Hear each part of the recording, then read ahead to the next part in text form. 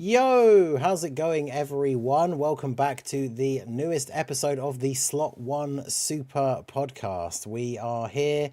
It is Friday once again, and we are here with episode 49. So very, very close to that close. big 5-0. I see Minato's like miming away over there. He's not actually saying anything. But we are back for episode 49. Is me, the Masked Ningen. I'll be the main host for today. But of course, I have with me, as always, my two friends and co-hosts, Minato's Flash and Dokan Asset. Say hello, everyone. Hi. What's up, gamers? Hi. Hi. Hi. Hello. Oh, hello. You've never met me before. But... Greetings. Yeah, thank you guys for having me as a guest. That's really appreciate it. I know, right? The longest running guest. For the 46th guest for like the 45th time in a row or something. Dude, they keep inviting me and it just can't stop coming. It's just like sometimes I just show up and they're like, "How'd you get in the chat?" You know, it's crazy. It just happens. Like, yeah, I just hacked the Discord. You know, no biggie. No biggie. It just be like that. It's just because there's no Sparking Zero events going on at the moment, so Minato is here. Yeah. But yeah, so we are here. Episode 49. We've got some few interesting things going on both Global and JP, as well as some speculation. Hopefully we'll be finding out some interesting things very soon about stuff that is upcoming on both versions as well. So as always, we are gonna anyway. So wow, yeah.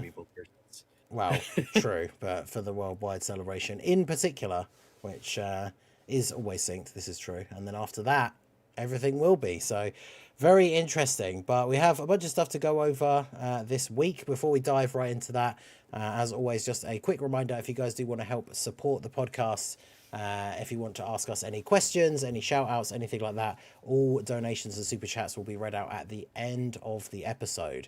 I can already see a few in the chat, so shout out to all you guys. We won't forget about you. They will all be read out at the end. So I thought we would start on JP, because obviously we are still in the midst of, I guess we would call it like a filler Dokkan Fest, even though it's not necessarily supposed to be like a, you know, a bad thing. But we are in the middle of the Roshi celebration. I know last week when we talked about him a little bit, Minato, you said you hadn't had a huge amount of opportunities to use him. So I was wondering if this week, if you had anything else you wanted to add or go over about this Roshi before we talk about the rest of his celebration stuff that's been coming out. At this point, I have been able to use him. I think, you know, just going into generally Roshi, I think is a good character. I think it's like, okay, I think people undervalue support characters sometimes and the effect they have, especially like if it's a Dokkan Fest support character and they're like, well, he's not doing 5 supers and like a mega carrying the team in a visual way. So I get why people, I think, kind of underrate Roshi. I feel like Roshi's a little underrated. But what I would say is you really feel the difference with Roshi because he's giving a whopping 50% support to Turtle School. So I mean, global players, you've all have used Asia UI and Tech UI together, Domain. You've seen the crazy stuff that they could do together, and then now you have Roshi who's providing 50% support to that rotation. You guys have been experiencing these new bosses where they have super high chances to super attack you, and in most situations you're just going to be super in slot 1 at this point just because of how these bosses work. They increase the chance for them to super you to increase the difficulty, but at the same time that means you're almost never getting super in slot 3. So in a sense, Roshi as a floating character, he can't tank supers, but he doesn't have to because he's a floating support character. And that's been an ideology that we've had for, I mean, years at this point. But now because it's a Dokkan Fest, people are like kind of trying to judge him like he's a on rotation slot 1 character rather than a floating character like he's supposed to be. So him being an extremely safe floating character, like he's going to be able to take normals in like a year from now, probably, right? Very safe there, providing that support. He has a heal, 50% heal that you could get on turn 3. You can get a 50% heal on turn 3, then multiplicative 30% stat support on top of that. Like, it's pretty good. I think the only thing about Roshi is that I feel like, of course, he can't take super. So if he does get aimed with a super in the final phase in those very rare situations, he likely does lose, right? And then another thing I feel like is his leader skill could be a little better, but as a character using him in the game, I've never lost because of Roshi. Roshi is not the reason I lose like events. It's someone like the UI Goku's not dodging, or Videl not dodging, right? We'll get into Videl later, but I'm a huge fan of Roshi.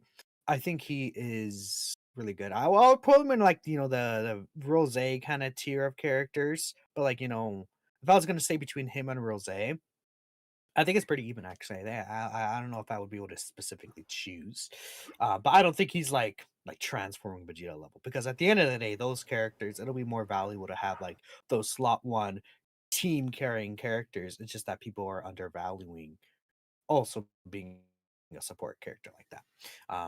That's really it. He's cool. Yeah, it's one of those things. I've always Awesome. liked the Dokkan Fest exclusives where they're like the leader of the team, but they're also a support unit. Like even way back when, like AGL Turles came out, because it's like you can run whoever you want as your rotations and just have your leader floating and giving support. So I think that I've Yeah. always been a fan of those kind of units. It's always nice to have like, your characters like Beast, where if you're running double Beast Gohan, you're probably just using them both in slot one on both your rotations. But having the support units that then gives you a bit more freedom in your team building to build other rotations. So I do like leaders like that sometimes. Theo, I can't remember if we said last time, did you summon for Roshi at all? Have you used him? I can't remember if you did actually manage to get him or not. I have not really used him. Mm-hmm. However, I have been summoning. I've been summoning for Toppo. Okay. Okay. Because I'm a certified Toppo stan, one might say, I guess. And what do you call it? Unfortunately, I went like 600 stones on his initial banner, and I didn't get him. And so on this banner, I was like, well, shoot, he's back, and I want to get him, but unfortunately, because of I bought a dupe of Broly when Beast and Broly came back, and so I didn't think Toppo was going to be back so soon, and I have like no coins. Well, that's not true. I have coins to my name, but I don't have enough to buy Toppo right now. So I've been doing some multis in an Just attempt to to get get red him. coins. Yes, literally Nice. just to get red coins and to hope to get him. Obviously, if I can get him before, I Yeah. need to use the red coins. That'd be great. But yeah. So I've been summoning. I think I'm like, want to say 5 multis in. Maybe I posted them like all on Twitter, and unfortunately, I have basically gotten shafted every single time. Unfortunately, my Dokkan luck has really not been great recently. I gotta be honest. Look, it's But just saving up for worldwide. I hope so. Look, what I Well, the crazy thing is, I don't know. I don't know if this is like a ooh spicy or something to talk about for later. But I actually might skip worldwide. I'm not even gonna hold you. oh, I know why. I see the idea. For me, I've been trying to get Bulma, but I think I'm just That's gonna fair. stop and just save up for worldwide now. I'm like, Yeah. if I don't get Bulma banning unit, it's not gonna be the end of the world. Now we do know that there's gonna be character. Okay, so one last thing: if you're summoning for like Bulma, you're someone like me or something like that. There is the thing that was stated on the Roshi banner that certain characters are gonna be featured again in an upcoming banner, which I presume will be like the Peppy Gals like banner we get every year this time. So my theory is that it's possible, but it'd be really funny if they put Roshi on the banner at a lowered rate, or if they put that Bulma on the banner as well. And that banner last year was guaranteed featured, so maybe I can get her there. We'll see. Yeah, that be interesting to see what comes out with that. So yeah, the Roshi celebration. We talked a little bit last time about the some of the new events. I don't know if there's been anything else that's come out other than our next topic, which will be the big ticket Dokkan Fest exclusive EZA for this celebration. A lot of people predicted that this would be the EZA. So we did in fact get the Extreme Z Awakening for the Str Videl. So this unit has always been kind of interesting because when she came out originally, a lot of people were surprised that Videl as a character was somebody who got a Dokkan Fest exclusive, and it's one of those things that often happens in the game for characters who maybe aren't as popular, where she was almost, and I don't know if people still argue about this now, but she was probably almost certainly the best TUR in the game when she came out. But a lot of people did not want to accept that she was the best TUR. Obviously, her team was a little bit interesting, I guess, back then. Defenders of Justice is certainly a weird category. It's had a lot of buffs since it was originally added into the game. But yeah, her EZA is now out on JP. So Minato, I did read her details like very briefly when she came out, but one of these things with new units, especially when I haven't used them myself, I don't have her new passive memorized or anything like that. So why don't you tell us your thoughts on Videl's EZA? How does she stack up to some of the recent Dokkan Fest EZAs? What are your thoughts? So with Str Videl, I think she's actually a really good EZA overall, but she's still gonna be a dodge or die character, is what I found, right? In a lot of different situations, it depends, right? Because like, funny enough, I've ended up finding myself dying with her early on in fights rather than at the end of fights, which is actually again really funny. Even though she's not a build-up unit, and the reason why is because again the idea in the Roshi team is that you have both Roshis floating, then with you also have probably STR or Boma floating. Then on the rotation, you have Videl plus AGL Bunny Boma, then the UI Gokus, right? And that's kind of how the team, I think the best team of the Roshi setup is looking like anyways. For me, I don't have AGL Boma, so what I do is I run LR Boma on rotation, and Okay. then I have I don't know, someone like Chi floating or whoever really fits the event, I feel. Either way, like the idea is you have Vidal plus, let's say, if you do have AJ Obama, they do share the money link that I believe isn't actually, I don't think LR Boma has that money link, which Yeah, I if you don't didn't think so. know, yeah, that link is I believe it's 20% defense, if I'm not mistaken. Okay. It is a pretty, 20% defense to key. It's a really good link, especially if it's like Vidal receiving an attack before she gets hit. That 20% multiplicative defense could help out in terms of like even saving you like 50k damage potentially, right? It'll matter. But again, yeah, that's kind of the idea behind there. So at the end of events, you have her, you have the Bunny Boma, who is also giving Pepe Gauss 50% support. You have Roshi giving Pepe Gauss 50% support. Then you have Roshi's active skill giving a multiplicative 30% support. Then you calculate all those like links, and even though she gets a lot of defense from getting hit on super attack, you could see Videl starting off at like 700k plus defense, depending on like if you have like defense equips on her too, you could potentially get even higher. And with that, like she's able to live these normals, right? But she will die to a super if she doesn't dodge. She has 70% chance to dodge first.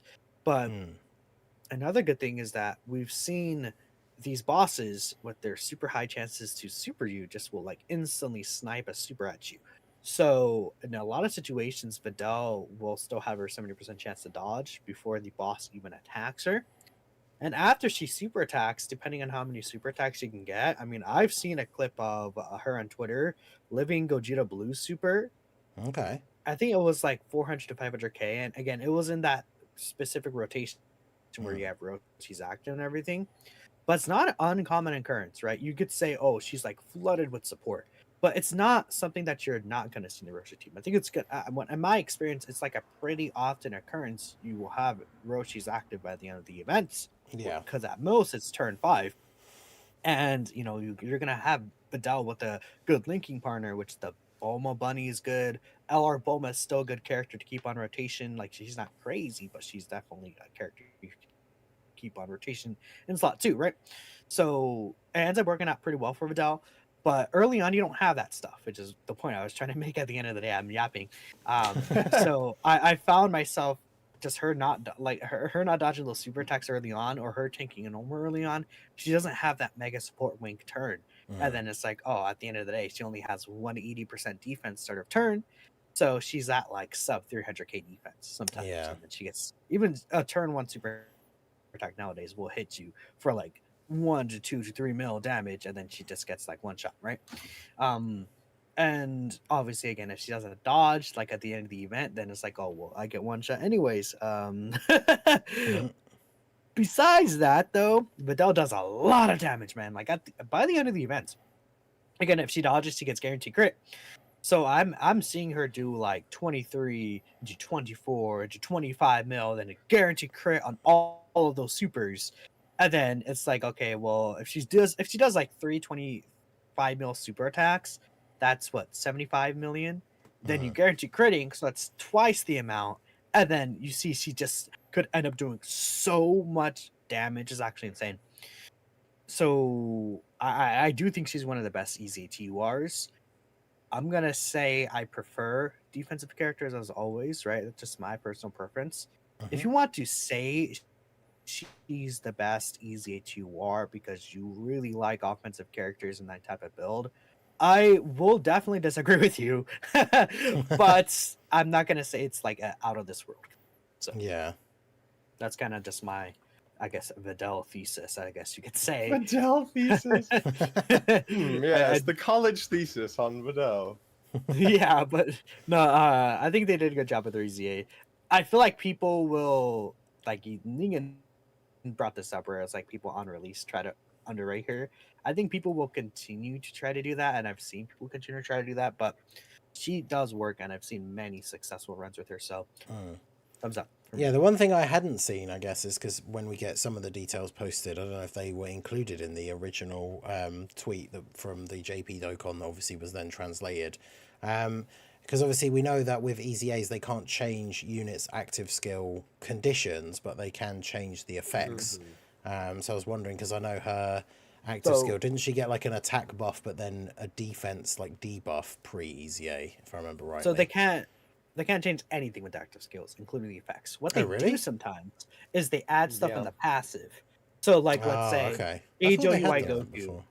No. No, Like I don't Ajo, think so. like because they add stuff in the passive to counteract that. So like Ajo Yeah. UI Goku, he gets guaranteed crits on the active skill on his passive, right? Some stuff like that.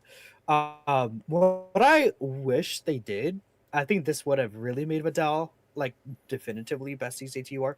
They made it like in my own speculation for her, I put a line in there: evades enemy attacks within the same turn active skill is used.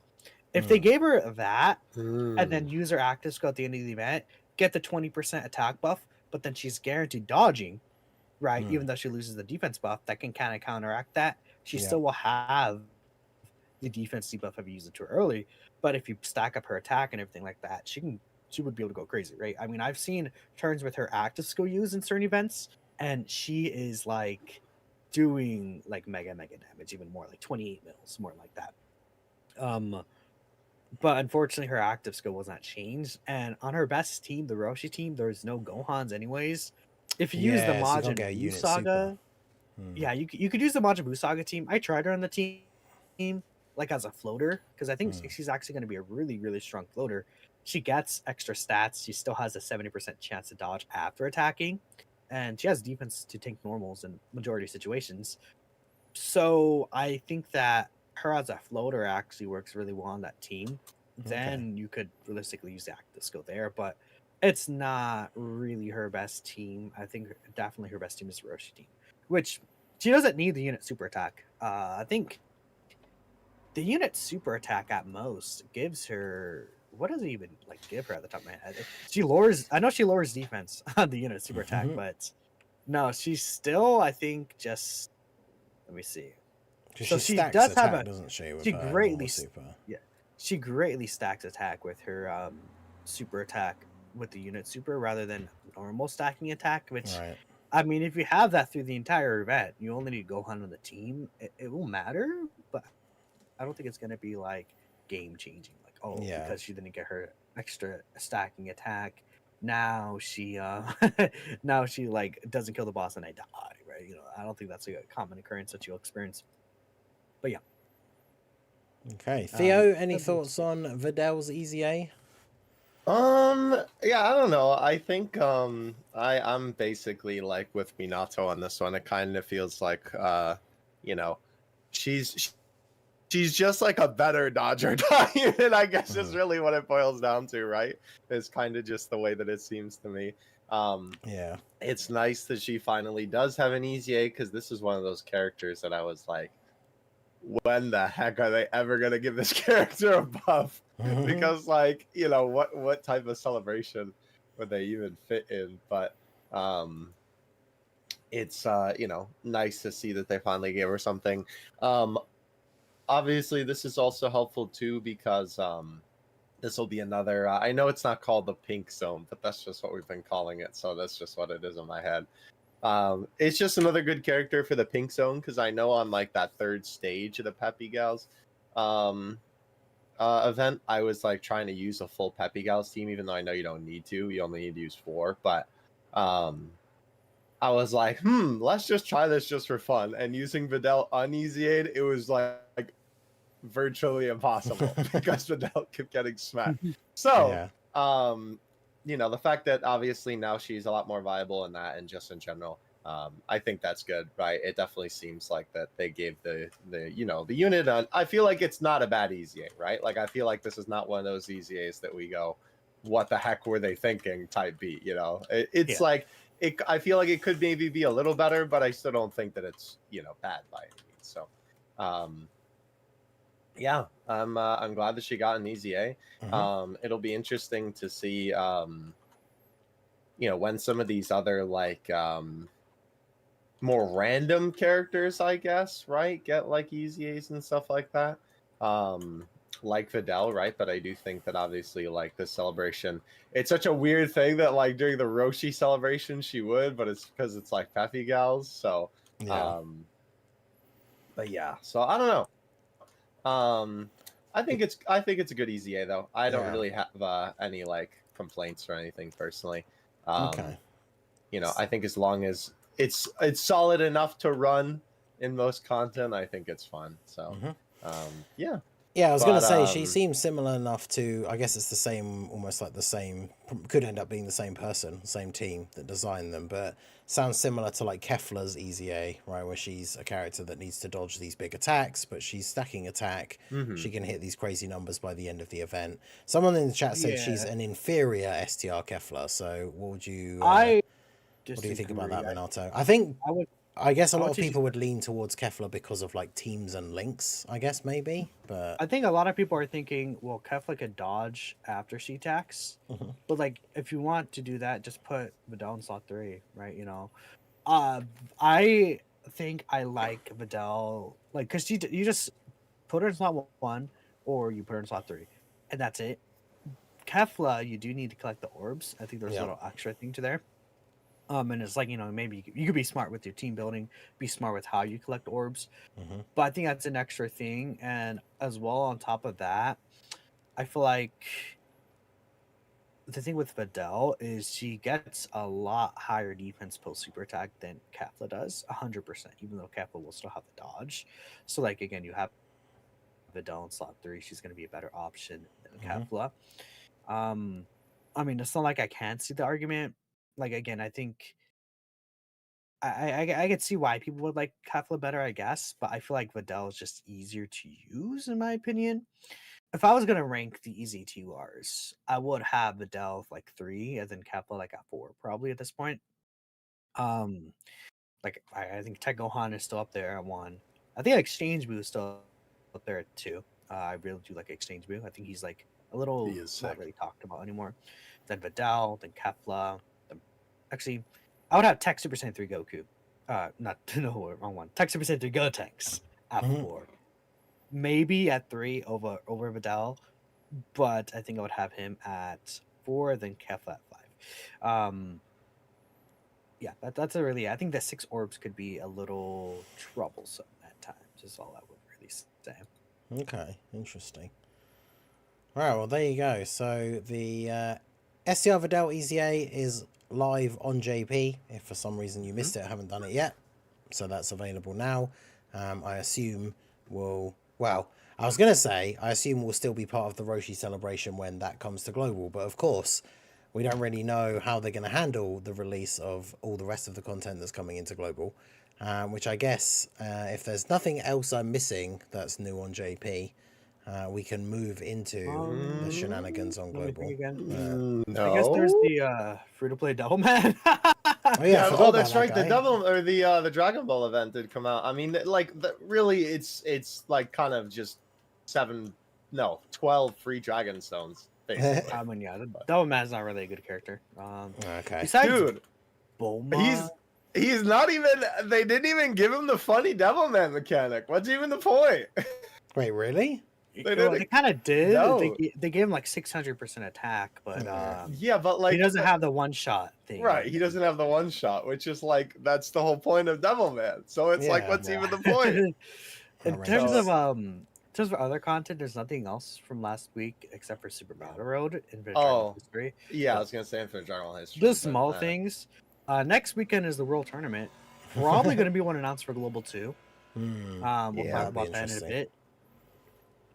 I think it'll be the same weekend for both versions, right before the worldwide countdown. Yeah, so. because obviously at some point, you know, the world tournaments are going to be at the same time, so it'll be interesting to see when that does indeed happen for the first time. So, Well, I mean, Yeah. talking about global, like literally within the next 2 days, Toppo's going to be announced pretty much. wow, so- yeah, Toppo. Yep. I wouldn't be surprised if we see Toppo's announcement in the news Tonight. tomorrow morning. Yeah, because then it will be Monday morning he comes out. Because obviously, yeah, for you guys it'll be later tonight, but for me technically it'll be tomorrow morning.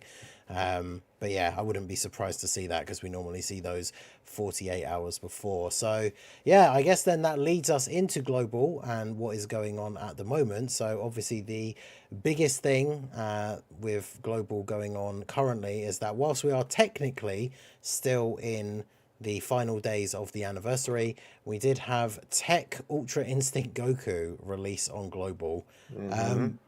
His banner kind of took me by surprise on the day that it came out because I think this is the only time in recent history I can remember that they've strayed from the usual timeline for when they drop like news updates and stuff, because his details came out on Twitter and like the animations and everything on Saturday.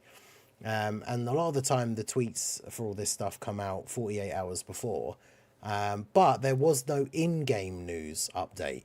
And then we got the in-game news teaser where it has like, you know, a new stage of a Dokkan event is coming, and it was the art with like the Beerus. But that appeared in the news on Sunday.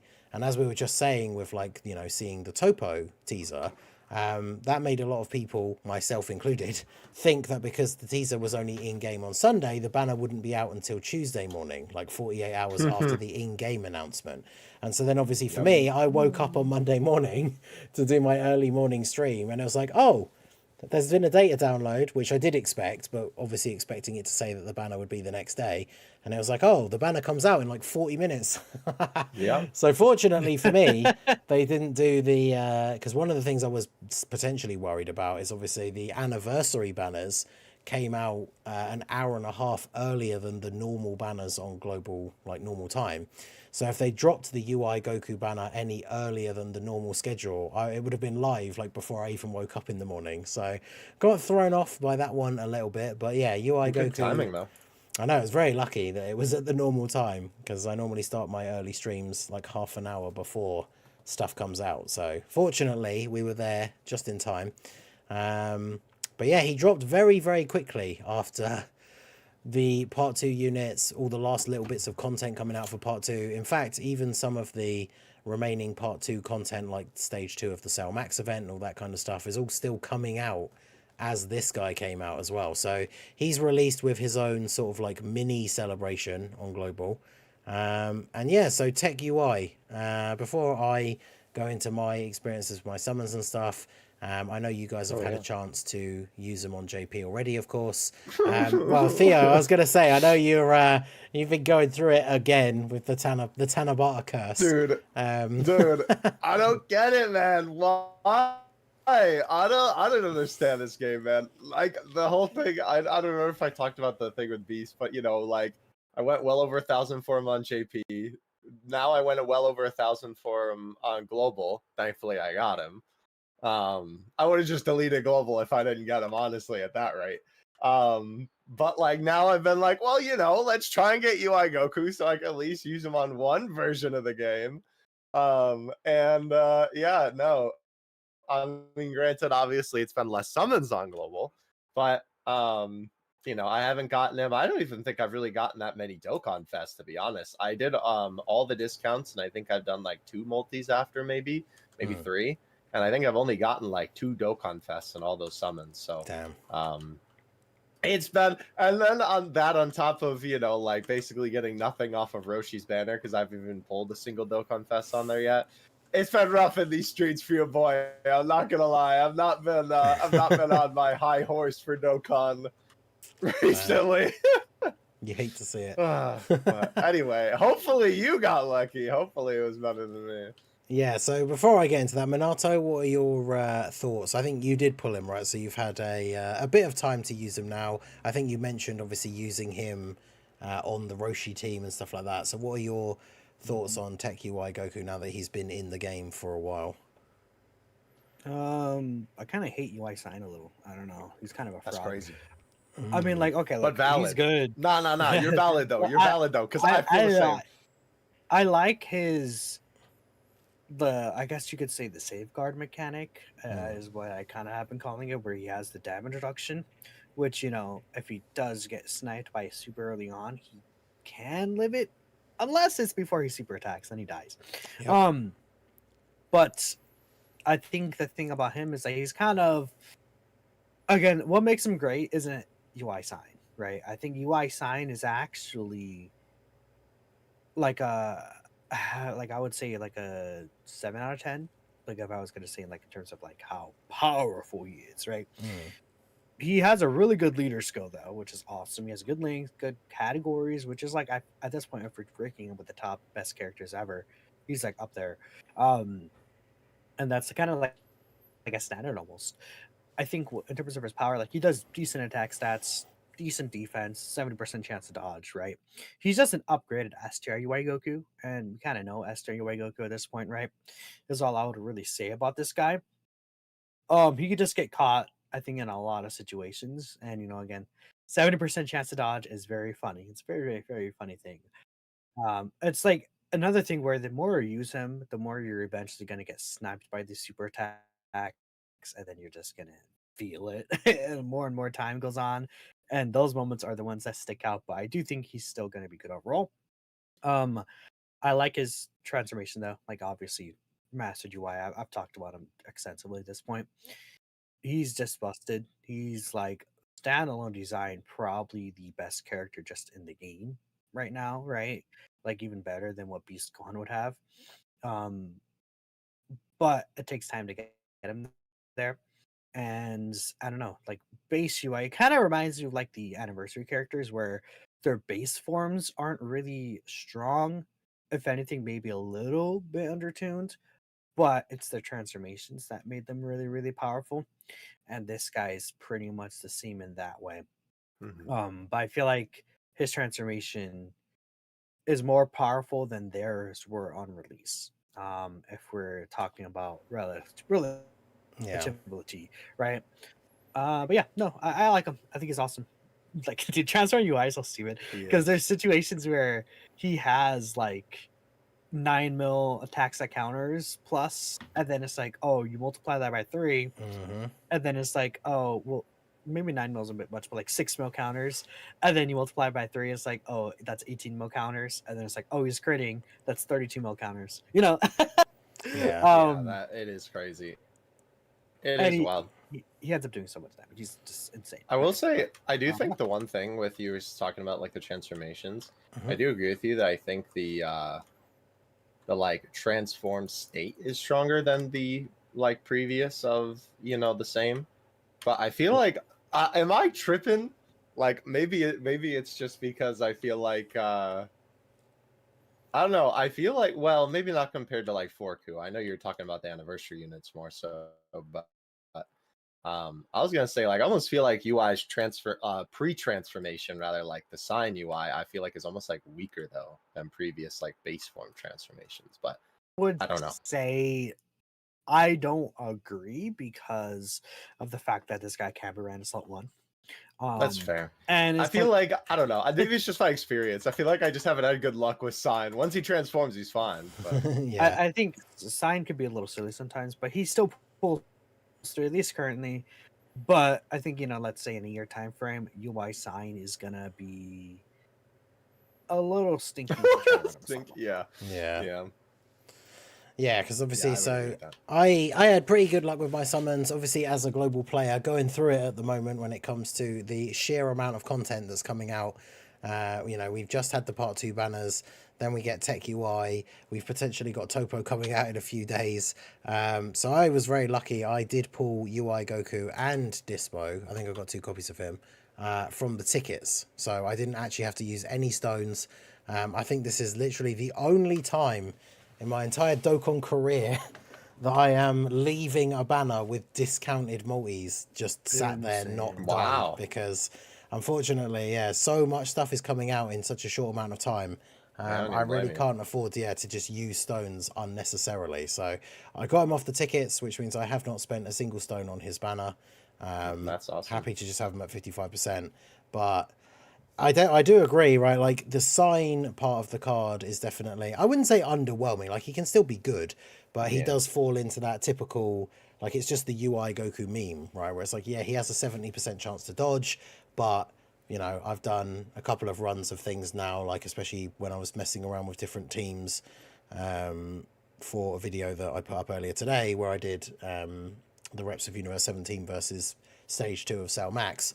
And yeah, it's like if he doesn't dodge a super attack in slot 1, then you just instantly die.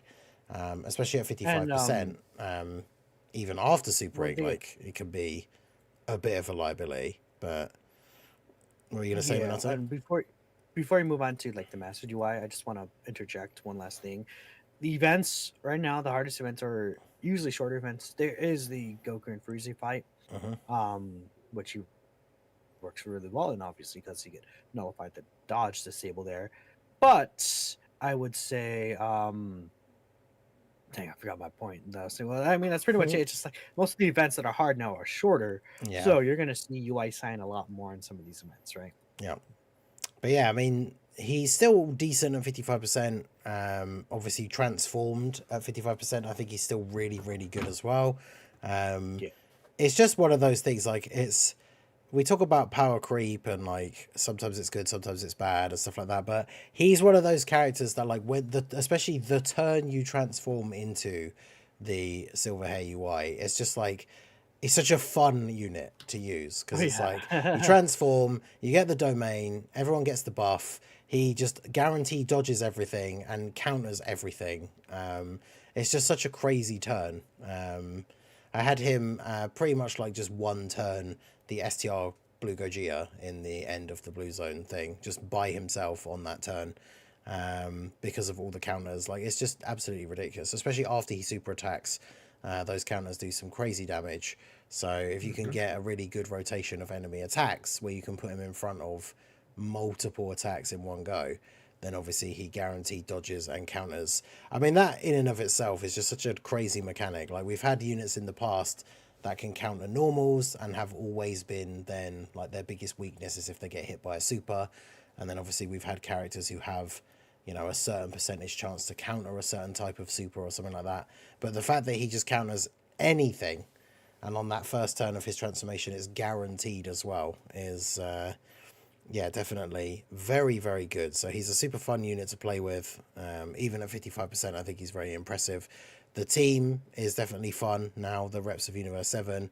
I feel like we're at a point. I mean, there's a lot of crossover because a lot of the reps of, most, if not all of the reps of Universe 7 are on superheroes, except for the ones that have Frieza.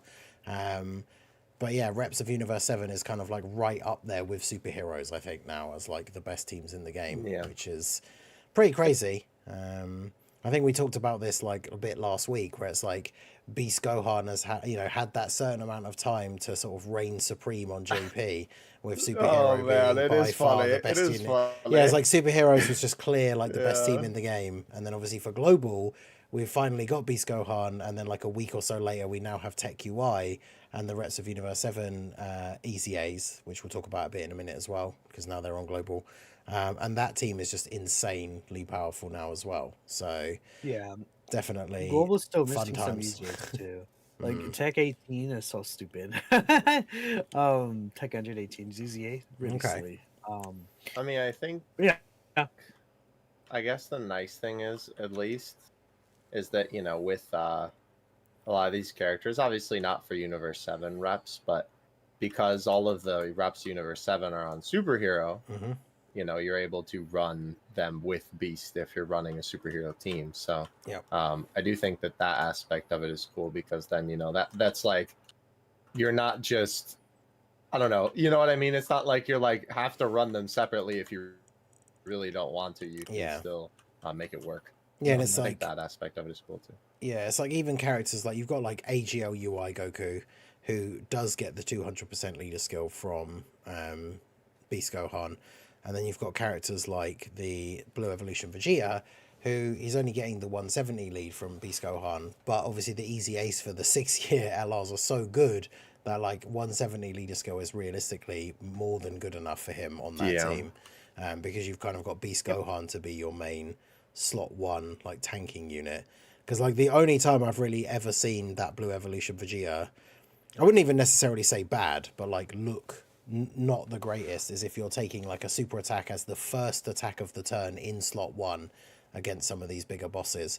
But even then, like it hasn't been enough damage for him to get killed. I think it was, I'm trying to remember if it was either Cell Max or when I was doing the Beast Gohan event, whichever one it was, but like him eating a super in slot 1 kind of early on in the event, he took like 350k, but that's like not even half your HP of the team. And that's like Right. and that's like his worst case scenario pretty much in that particular stage, because obviously turn 1 he does have the guard, which is useful. I do think it's funny because overall, I know I get your guys' thoughts. I know we talked about the 6-year LRs a little bit, so I don't want to veer off too much about them now. But it was something that I was thinking about earlier today, where I think a lot of people are kind of split now on who is the better of the two, Vegeta or UI Goku. Obviously, before they got their EZAs, it wasn't even close, right? Blue Evolution Vegeta was not the best. But now that they've got their EZAs, they're definitely a lot closer. Everyone has their favourite one, I'm sure. But the one thing that I realised today, which is kind of funny, is we still have that typical Vegeta thing where whenever there's a Goku and Vegeta that come out at the same time, it seems like the Goku always gets something that is like way better than the Vegeta card.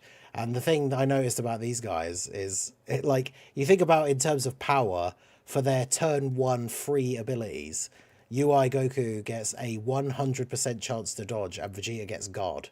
And like guard is really good, but he can still take these like big hits in slot 1 potentially. Whereas UI Goku on his turn 1, he just literally can't get hit.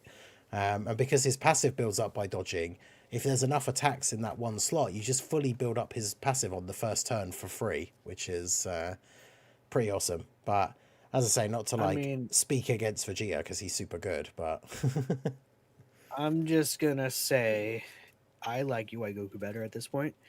I think I do too. Vegeta was Okay. better when the event was like, oh, Blue Gogeta's the hardest fight, or like these build-up events that allow Vegeta to really build up faster. But like with these events being like 2 phases or something like that, right? Even though Vegeta will have the ability to eventually get that revive that you can just activate at any time, which is really useful. I think UI Goku, him having the just like I don't know, he just is gonna be better defensively early on in these fights. I feel like UI Goku hits harder early on in these fights as well because he doesn't need to build up his attack. He only builds up his defense when he dodges. Then obviously he works better with Tech UI, who came out now.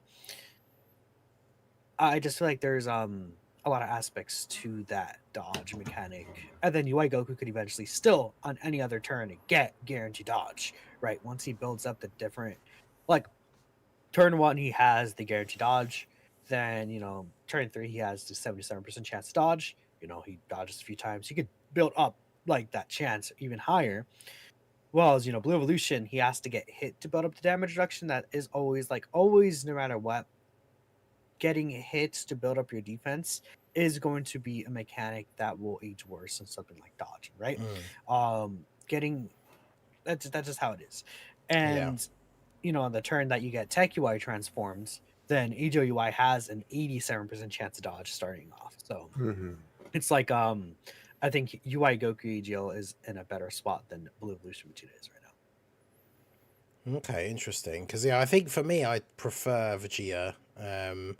Because obviously he doesn't have. There are situations where UI Goku could still be in a dodge or die situation where Vegeta would tank those hits. And also, I find someone in the chat. I find it interesting.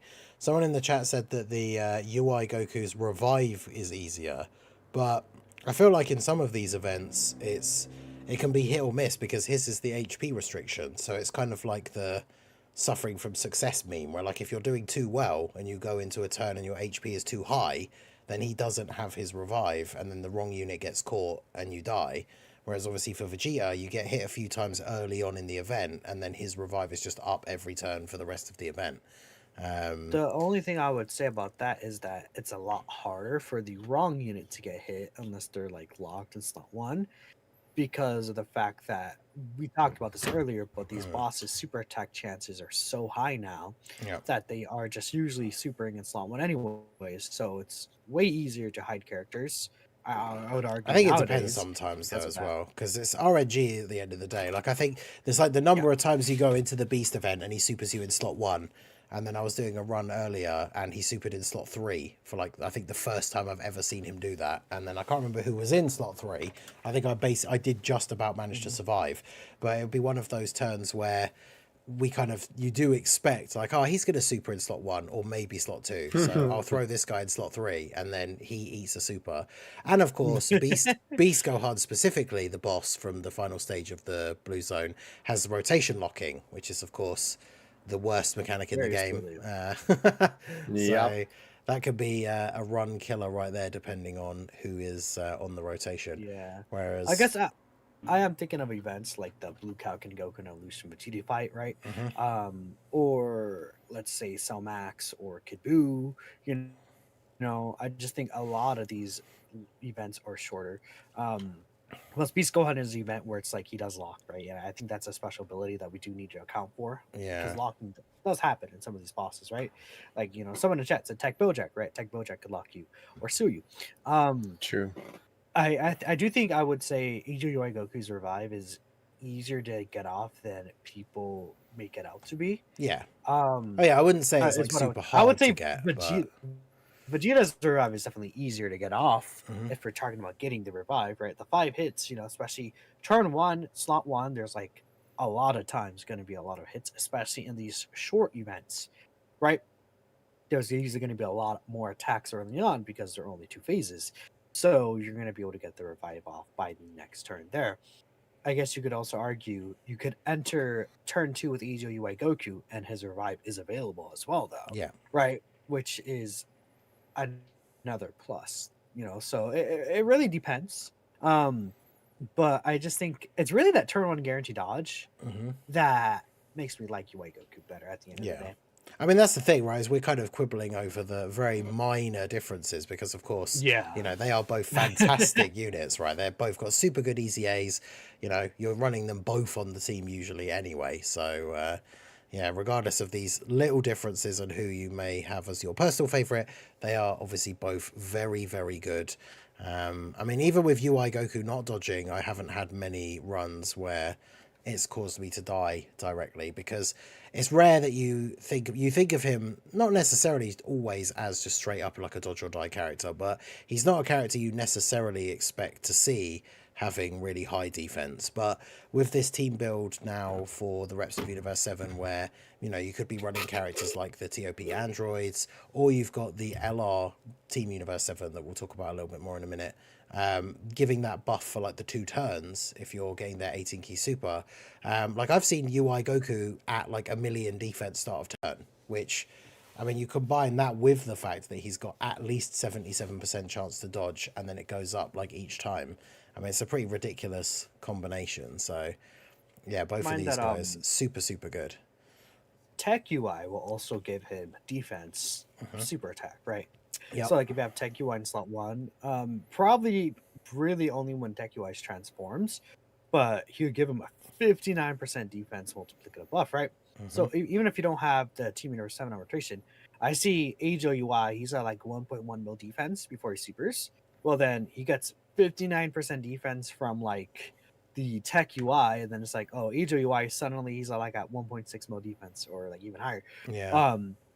So it's a thing where Age UI doesn't really struggle to ping normal, so I Mhm. can't really say he's like dodge or die. Unless it's like a situation where he doesn't get any dodges on his first turn, which not impossible to happen. It's really only super attacks that he's like dodge or die against, Yeah. which I think it's fair as a dodging character. You could say Vegeta will most situations always live a super. I have had turns though where Vegeta does die. Like I had I was at full HP and Vegeta had his revive up, which is obviously a great thing. And I was against the Blue Evolution Vegeta fight. He supered me instantly, and I got hit for 700k because Vegeta does need to receive an attack to build up. And it's like I guess you could build a Blue Evolution Vegeta with dodge now because I think they changed this passive to where dodging also built up his damage reduction, if I'm not mistaken. But I can double check here in a sec. I think most people will have him built as additionals anyways, which I think having a additional will be better just so we can make sure he built up his stats. Does he could dodge now, right, if I'm not mistaken? I have to just double check here because I'm using him in an event at the moment, but it's mid-turn, so I can't check the menu. Let me see. But... int SSJBE. Bam, he's right here. Okay. Let's see here. Evaded, yeah. Received or evaded, which is really good, right? He only has to receive those 3 attacks, but maybe just my personal preference. Maybe I like being risky. But it's like once UI gets like at least a dodge or 2 in, it's a thing where at that point he has over a 90% chance to dodge, right? Because first dodge he'll get to 77%. Next dodge he'll be at 84%. The dodge after he'll be at over 90%, right? Because 7% does add on to it. So yeah, definitely very good, both of them. So yeah, Tech UI on global. Hopefully you guys, if you did summon, got good luck. Like we said, there's a lot going on global in terms of stuff that's going to be coming out in terms of summonable content. But we did mention them, of course, as we talked about the team. So we got the 3 big EZAs. 2 of them, not really much of a surprise. The other one, I think, took people a little bit more by surprise. I'll talk about him separately because I feel like he's in a bit of a unique situation. But we did get the EZAs for the Team Universe 7 and the Physical Golden Frieza in 17. This is one of those times where, with the sync stuff being, things have been a bit out of order. Things have been a bit confusing. But this is the kind of stuff that is, I guess, the most fun about the versions coming together, or stuff having to get rushed out on global or coming early and things like that, because I'm one of those people who, I'm sure some of you guys out there listening right now will be in the same boat, where you see the EZA for the Physical Golden Frieza in 17 and they are super, super good. And it's like you see that EZA, and as a global player, you're just like, man, I can't wait to use these guys when they finally come to global. And we did not have to wait very long for these couple of EZAs. And so as we were just saying, right, even though we're just coming to the end of the anniversary now, Beast Gohan, the Gammas, Superheroes is one of the best teams in the game. But Reps of Universe 7 team is now absolutely ridiculous. And these 2 units are very, very good additions on the team as well. Knowing how good they were before, actually getting to use Physical Frieza in 17, it's crazy how good they are. It's I keep mentioning it when this does happen. I think I mentioned it last week when we talked about 17 and Frieza, but it's one of the things that Theo and I have talked about before. Is this is what an EZA should be, right? These guys came out part 2 of the 6th anniversary. I kind of like, apart from the character choice, I know some people were excited for like the Team Universe 7 card, but like they weren't a unit that were ever super hype, and they weren't a units that were particularly good. I feel like Frieza and 17 especially were just almost like immediately forgotten because even on release they weren't particularly good. And now both of these guys are super, super good post EZA. So before I talk about my experiences with them a little bit, you guys have obviously had them for a while. I don't know if you want to pick like one each to talk about, and then I'll go on a little bit afterwards. But Theo, why don't you pick one and tell us your thoughts on these guys? It can be their kit, their animations, how you feel about using them, any of that kind of stuff. What do you think? Oh, Theo's muted. Whoopsie. I'm sorry, it's because I was drinking something earlier. I didn't want to have the drink be in the microphone. I will pick Golden Frieza in 17. Because I think that they're the unit that I've actually used the most, to be honest. Okay. I haven't really used Tech Jiren too much. It doesn't help that I don't have AGL Jiren, so, you know. But I do like the Team Universe 7 for sure, but I think easily the unit that I was the most shocked by was the Golden Frieza and Android 17. I did not expect them to be that good. Like, I knew that they were going to be much better. And they're easily better than when they released as well. Like, I don't even think that that's like a contest, to be honest with you. Like, it's almost not even funny how much better they are than when they came out, because they were one of those units during the 6th anniversary that, like, you know, they came out next to UI Goku, and then people were like, what? This, like, they're not, like, they weren't like unusable, I suppose, but it was still like they were just like easily the worst unit out of the bunch, right? They were not good. And so I know they got a lot of flack when you know, they first came out. But man, holy cow, are these guys crazy now. I like, you know, expectations are usually high for EZAs like this, but this was unprecedented, to say the least. Not only do they obviously do a lot more damage, but man, the defensive capabilities that they have under their belt is just absolutely insane. Like, I was, you know, when the EZA came out, I was like, okay, I'm sure they're going to be pretty good. And then seeing these, like, I'm pretty sure, you know, like 800k, 900k, like defense stat, whatever, I'm like, what? They absolutely blew me away. It's so nice to see, honestly, that they really gave them like a huge buff. I think that they're definitely like, I wouldn't even know if like it's so crazy to say like a must run on the team. Like, I think they're that good personally. I Yeah. really like them. Mhm. You know, it is kind of a shame, like, obviously they kind of get shafted in some aspects because of the unit that they are, right? Because they're like not on superheroes because of Frieza, and obviously because of that, you know, the shenanigans with them, right? Some of their links, I suppose, and whatever. But I don't know. I still think that they are very much so a incredible unit. I think they're definitely worth, you know, like going out of the way to run them, basically, right? Because I think that they're just that good.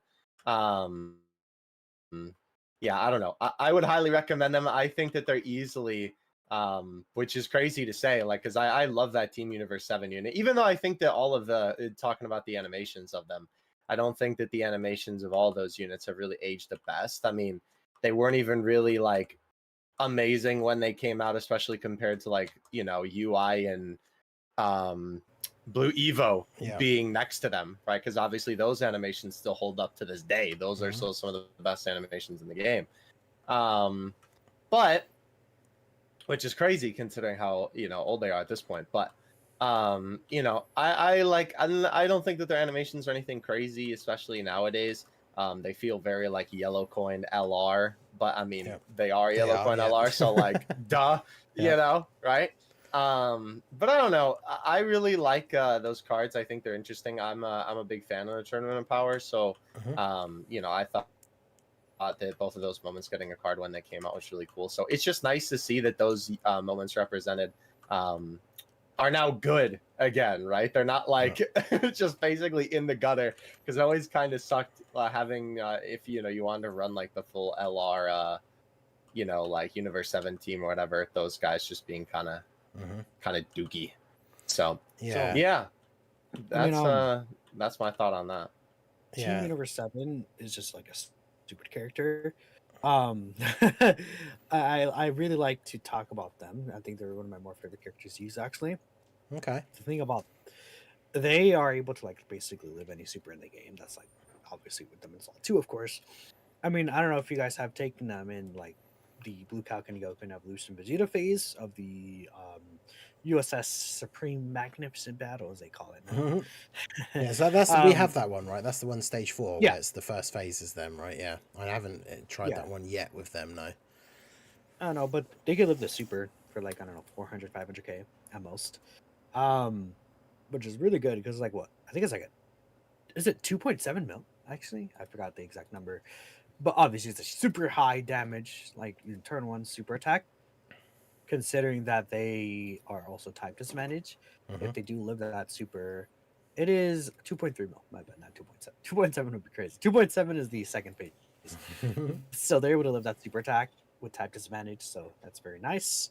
I mean, full rep Universe 17 to have the 52% reduction. They can get some nice crits. They can do some pretty decent damage as well. Nothing crazy, but pretty decent considering the additional super. 17 golden Frieza or like invincible. Like if you use them right, they just can't die. Like literally ever. I mean, so they get 17% reduction with each attack. That is it's like bare minimum because they always get 3 attacks at least. So it's like even after their first turn, they always have at least 51% damage reduction. Which, if you're on turn 1, you get the extra one. Yeah, and then the more you get, because you can get 1 guaranteed for being on low health, and you can get the hidden potential one. So it's like pretty ridiculous. What I would say is on the JP version, I don't know if they fixed this. The guaranteed additional that they get under the HP threshold, actually in the data, it's a high chance. For some reason. Interesting. Or at least it was when it came out, even though it should be a guaranteed additional super.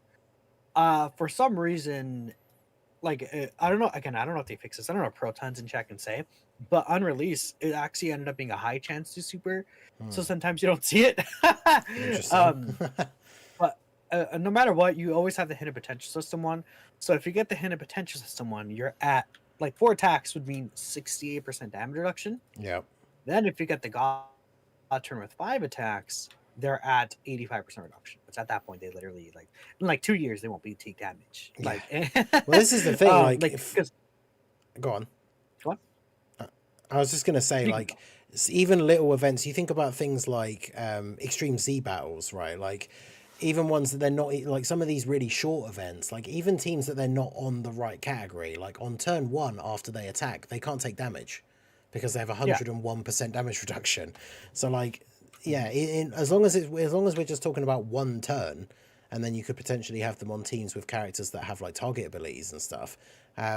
Yeah, they'll still be usable a long time from now because for at least 1 turn they can't take damage, which is crazy. The thing is that people short events will always be more harder than long events in terms of them being like similar difficulty, right? You know, let's say obviously when Blue Vegeta came out, that was the hardest fight in the game because he hit for like 3.6 mil. But then we started getting other fights, you know, like Cell Max, and then, you know, Kid Buu, and then Blue Kaioken Evolution Vegeta, you know, especially that fight. It's like a thing where shorter design events, again, are inherently going to be harder. So a character like this that are just, I mean, same thing with UI Goku, literally invincible, turn 1. Like, no matter when, unless it's like, I guess for UI Goku, it's dodge disable, or if maybe this guy gets locked in slot 1. They're going for the 17. It's like a slot 1 locking boss, which would be so toxic. Like if you use them right, they can't die, right? So that's the one thing I really like about the 17 Golden Frieza. I think, you know, unfortunately, I just think this is a character that is just gonna fall under the radar. Same with Team Universe 7, because especially on global, because of everything they released around, I think they're gonna be characters that again will unfortunately not be. What's crazy as well about Frieza and 17 is the fact that they're so good defensively, but they're also dropping like, you know, an 18 million attack stat, and then all their additionals are Yeah. like 12, 13, like. And they And get guaranteed crit on the active They're skill, really which not will bad give them a huge attack-wise, defense yeah. buff. It's like they can't die, like unless you put them in slot 1 for whatever reason. I will say it does really feel like, I don't know, maybe it's just me and maybe it's also just the anniversary like EZAs, but it really does kind of feel like that. I swear they've been like future proofing these characters more in terms of EZAs. Like it kind of felt like that they did, you know, like obviously they had, you know, like an EZA and they were good when they came out, whatever, but you know, it kind of felt like that they were really only good for like a little bit of time, almost like they kind of had their spot in the sun, and then, you know, it's like, oh well, you know, all right, the next meta's here, so they're relevant again. But it kind of feels like that they're doing little things to be able to keep these characters like relevant in the future. You know what I mean? Like what you were talking about, like at least they'll be good for like the first turn of, you know, whatever, and obviously like dodging will always just be relevant and stuff. So I think it's cool that, you know, well, I mean, I guess unless the boss disables dodge, but you know, I think it's kind of cool that they've been. It really feels like that they've been doing some steps to be able to make these characters last a little bit longer when, you know, like they get an EZA, even if it's like their stats or like, you know, their numbers or whatever may not be as high what in the future, like when they would be, you know, looked back upon. It still kind of feels like they're at least giving them some stuff to be able to kind of have them hold their own or give you a reason to run them, I guess would be the best way to put it, right? So I think that that's really cool. It definitely makes for better EZAs, right? And it also then kind of feels like, well, you know, half the characters in my box maybe aren't useless because, you know, they have an opportunity to have some longevity again. So yeah, It's just great. Like half of like the top 10 range of characters are like EZAs. yeah, right. that is really crazy, honestly. I think they've done a great job. Like Dokkan EZAs and content this year this has been the best year of Dokkan. I would say, like, I would not even say it's arguable, like in terms of just like objectivity. yeah, like EZAs have been good, new units have been good, events have been a bit more like a little bit more varied. I mean, some have been obviously a lot harder. We've got now some of these bosses that are like sealing and stunning you in slot 1, locking, that sort of thing, which has been around for a while. But yeah, a bit more variation in content. Like that, yeah, this year's just been absolutely crazy. I'm just saying there's only been 3 downsides to this year: Agio Bardock, S tier Super Vegeta, and then pretty much Agio Frieza right now. But I'm still coping for Agio Frieza. Again, give us like Final Form Frieza, Agio Full Power Frieza EZA. You know, I think Wicked Bloodline could go absolutely crazy. And then, especially if there's some character on that team who will give damage reduction, then Agio Final Form Frieza will start like looking really nasty. Or even as a floater, that guy, like he could be really powerful. Yeah, Agio Final Form Frieza is, I think, a bit underrated. I think First it's just Form Frieza. Yeah, first Form Frieza. I think it's just because of his team setup, but like you can get lucky. I'm trying to find the thumbnail because I've completely forgotten what event it was. I was Blue Gogeta. Yeah, I did on stream on one of my like challenge run streams. I did the double AGL Frieza team versus Blue Gogeta and like did it in one try, like with no items. Like when he does his thing, he goes absolutely crazy.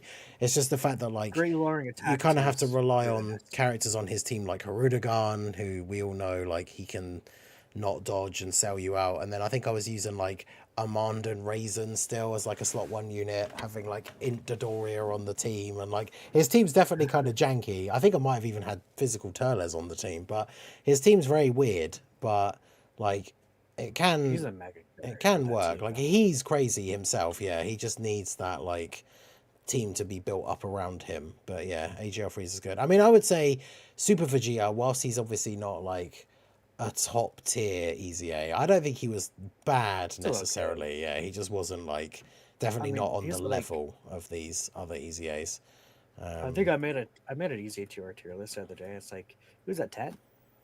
Which I mean, it's like at least he's still there. Yeah, I mean, it could be worse. I mean, It could really be worse, and you can make him look pretty like he do like a flat 40 mil attack stat guarantee crit with like transforming tech Vegeta on like his active skill turn. Yep. Like you can make him look nice, but at least he has guard. Yeah, exactly. He's just one of those characters again, like he does big damage and then he's not great defensively. So there are certain situations where you could get away with using him. But yeah, the more top tier EZAs obviously don't have as many weaknesses as he does. But yeah, it's definitely been a great year. These are two more fantastic EZAs. The only other things I wanted to add, like one thing I noticed straight away, which I think is unfortunate for the Frieza and 17, is we talked about how both of these cards are not on superheroes because they have Frieza in the card. But of course, Thanks, Frieza buddy. and 17 are an extreme unit, which means that they don't get the buff from Tech UI Goku's domain, which is unfortunate because it buffs superclass allies.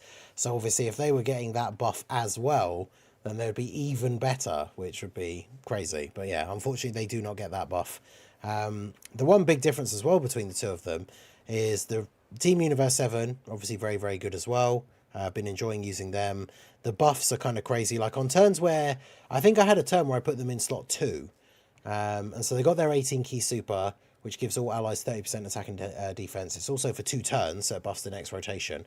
But then they did 2 additional supers, which are also a 30% buff, although it's only for 1 turn. So then I had my like 55% Tech UI Goku in slot 3, and he's doing like an 11 million attack stat, like in UI Sign, which obviously for 55%, like UI Sign is obviously not a character that's busting out these like massive attack stats every turn. Yeah. But because they give such a huge buff, the fact that he was then hitting that hard was obviously quite cool. So Team Universe 7 very good, but they are obviously tied to being on a Reps of Universe 7 team. And that's the other great thing about Frieza and 17. Whilst they're not necessarily on a ton of other top tier teams, they don't have any restrictions in their kit whatsoever for like allies or anything. So basically any team you can run them on, or any team you want to run them on, even if they just fit under like one of the 170 leads for that leader, they'll work on that team and they'll still have that crazy like turn 1 where they can't take damage. So yeah, they are very, very good.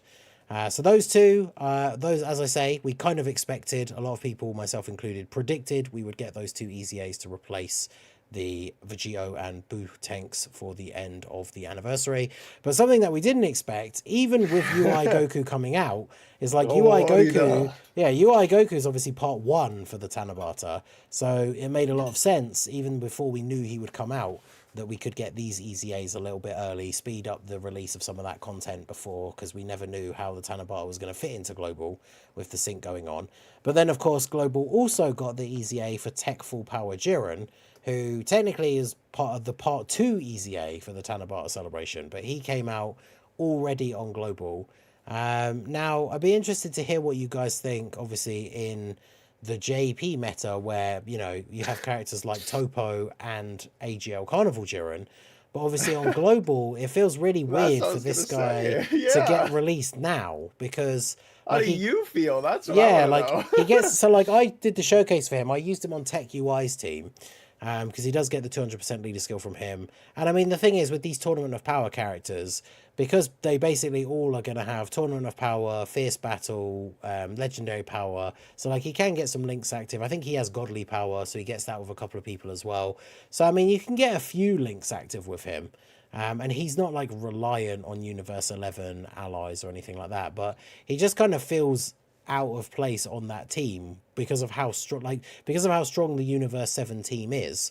I would say personally, out of the 3 EZAs, whilst wouldn't suggest necessarily that his EZA is bad, like he's the worst of the 3. So if I'm going to make Tech UI Goku's team, I'm not going to be running Tech Jiren on it. I'm going to be running those Universe 7 EZAs and then like the 6-year LRs and physical Evo Ken potentially. Like, so this guy, his EZA does seem very interesting. The only thing I would say after using him, I guess, is that he feels kind of like...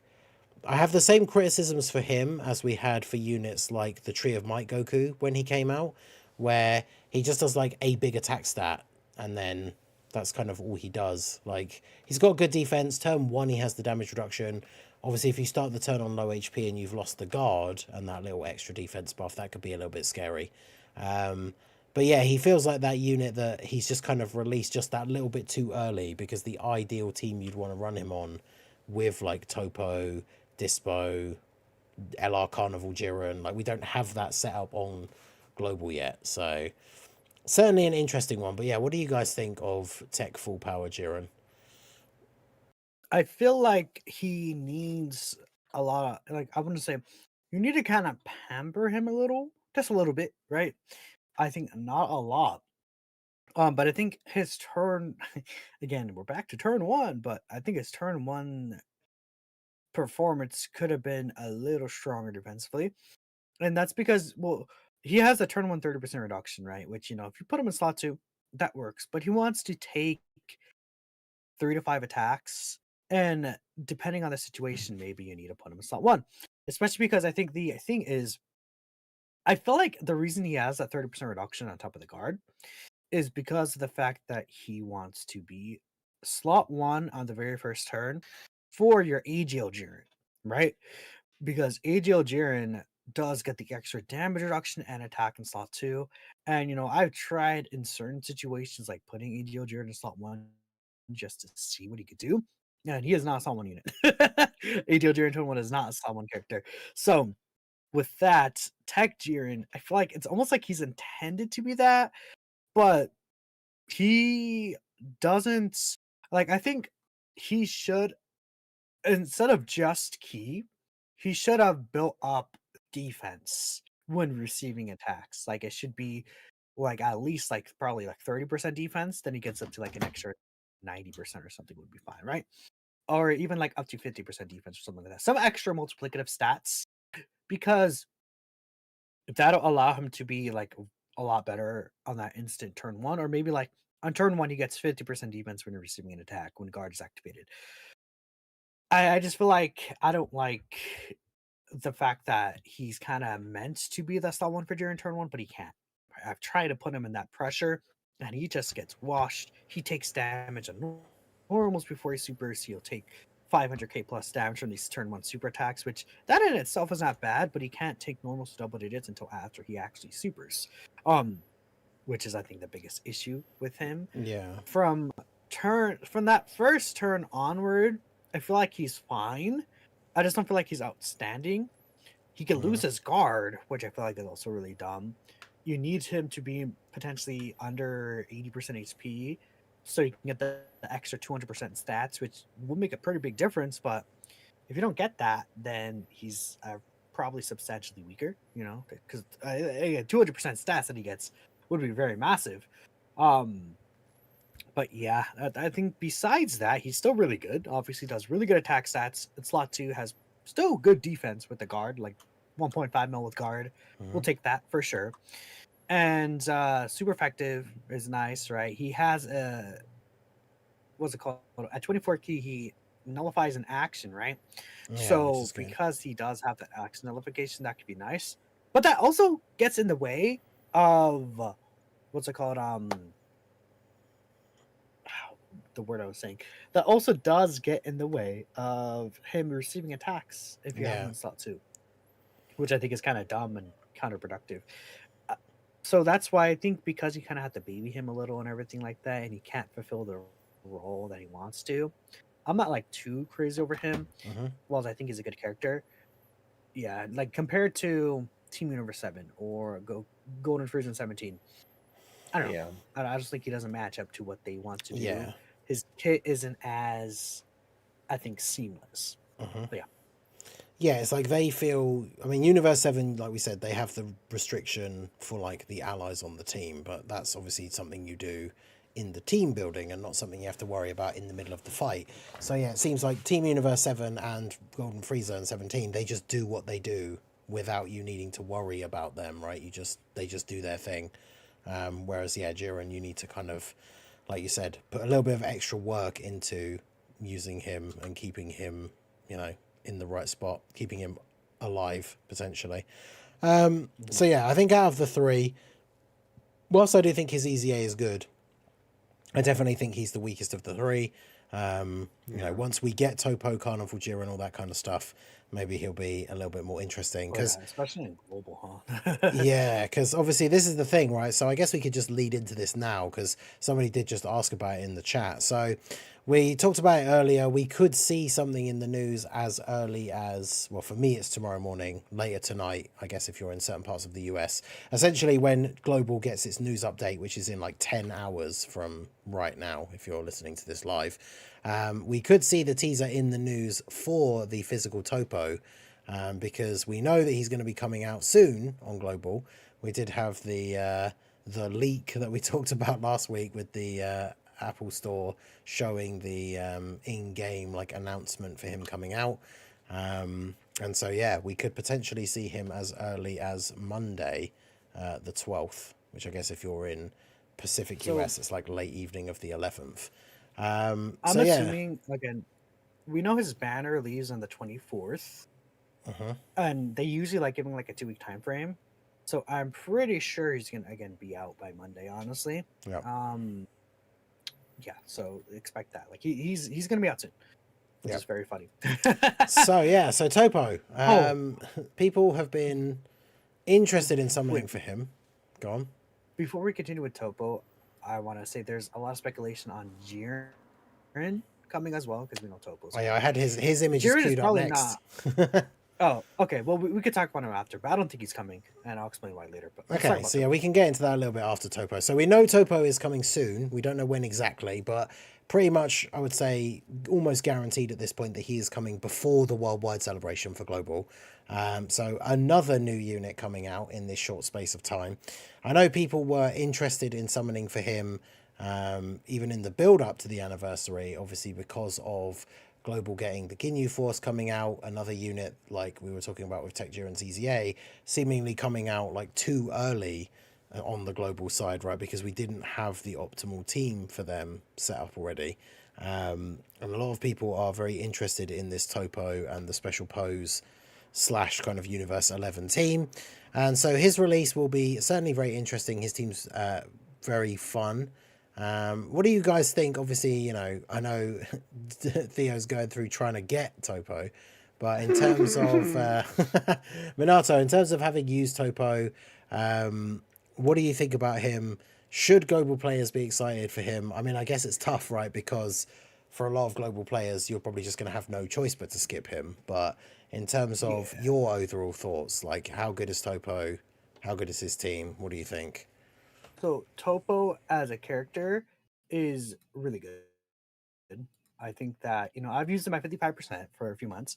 Then on this, I'm so sorry, Theo, but on this Roshi banner, I've gotten 3 of him in like 700 stones at most. I kept pulling him, dude.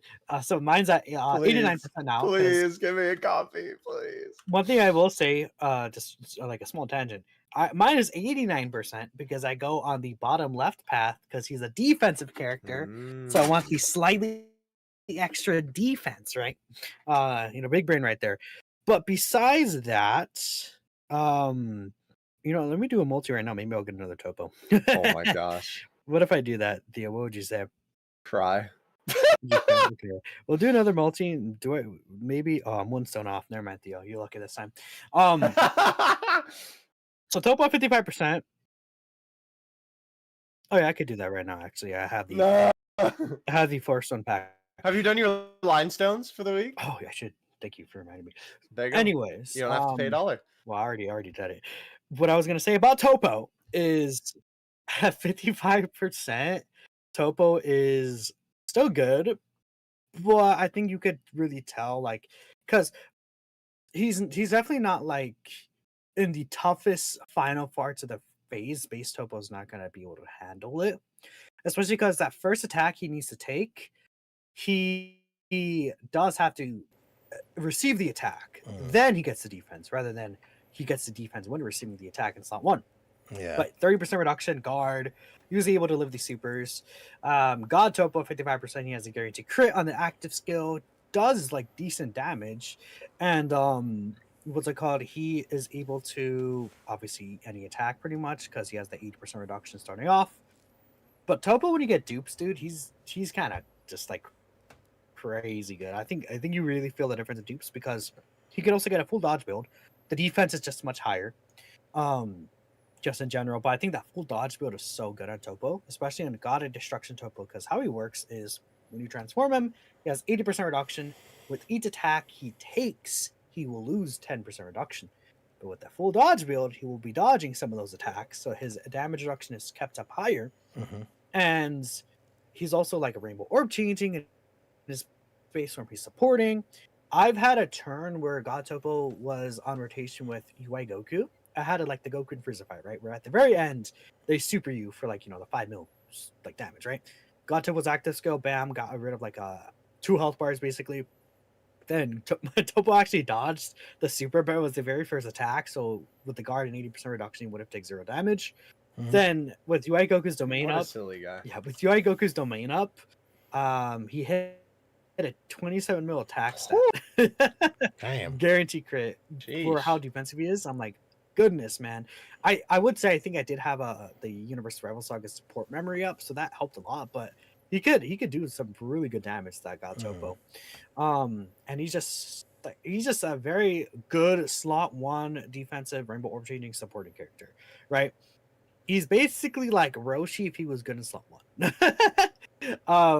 In terms of his value, I love Toppo. I think he's really good, but he's definitely skippable. Just because his team, while is really good, being the tournament participants team, the best characters are pretty much just the Universe 7 team and Jiren. So it's like you kind of like Jiren is a good leader, Tech UI Goku is a good leader. You don't need a new leader for the team. You could even run the tournament of power androids and then like a Toppo friend if anything, and they do just fine. So that's the only thing about Toppo is that he's definitely a skippable character. But I do find him really fun. He actually works really well in super bosses because the thing with Toppo is he has the guard for 4 turns, if I'm not mistaken, if he has the interrupt. And with that, wait, let me double check. It is 4 turns, right? Physical Toppo. Not 3 turns, but 4 turns. No, it's a 3-turn guard. But he could transform on turn 4 if there's another special pose or Defenders of Justice ally.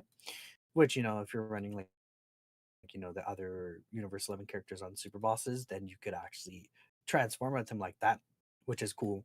And then like you could just transform at turn 4 and he's like just chilling there.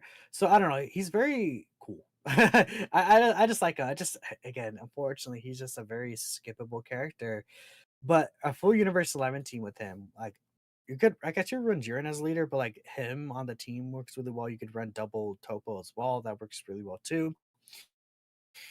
Like a rotation of like him and Dispo actually cooks so well. I had fun with that rotation. So yeah, good character, but just like not. He's in a very bad spot for global. So suck. Yeah, I pulled plenty of that guy though. I got Dispo for when I get Toppo. I was gonna say anything you want to add, Theo, about Toppo? Oh no, he's summoning. Oh no. I don't know. Like, I didn't even see the on the screen. I know I was mentioning that I might skip worldwide, and honestly, like I really want Toppo that bad. I don't know. Toppo's like the Dokkan Fest. I think he's one of the last characters. Like, obviously Beast, but he's like one of the last characters that like just didn't have a unit at all in Dokkan that I really wanted a character for. And again, I like TOP, so it was like, well, shoot, he's the GOAT. I gotta get him. Multi. No, the dead multi. So you seriously missed. W question mark in this case? Double for you, yeah, not for me. I want Boma, man. Whatever, I'll just wait. That would have been nice to get Boma at least. It's kind of funny you don't even want like a Dokkan Fest, you just want Boma.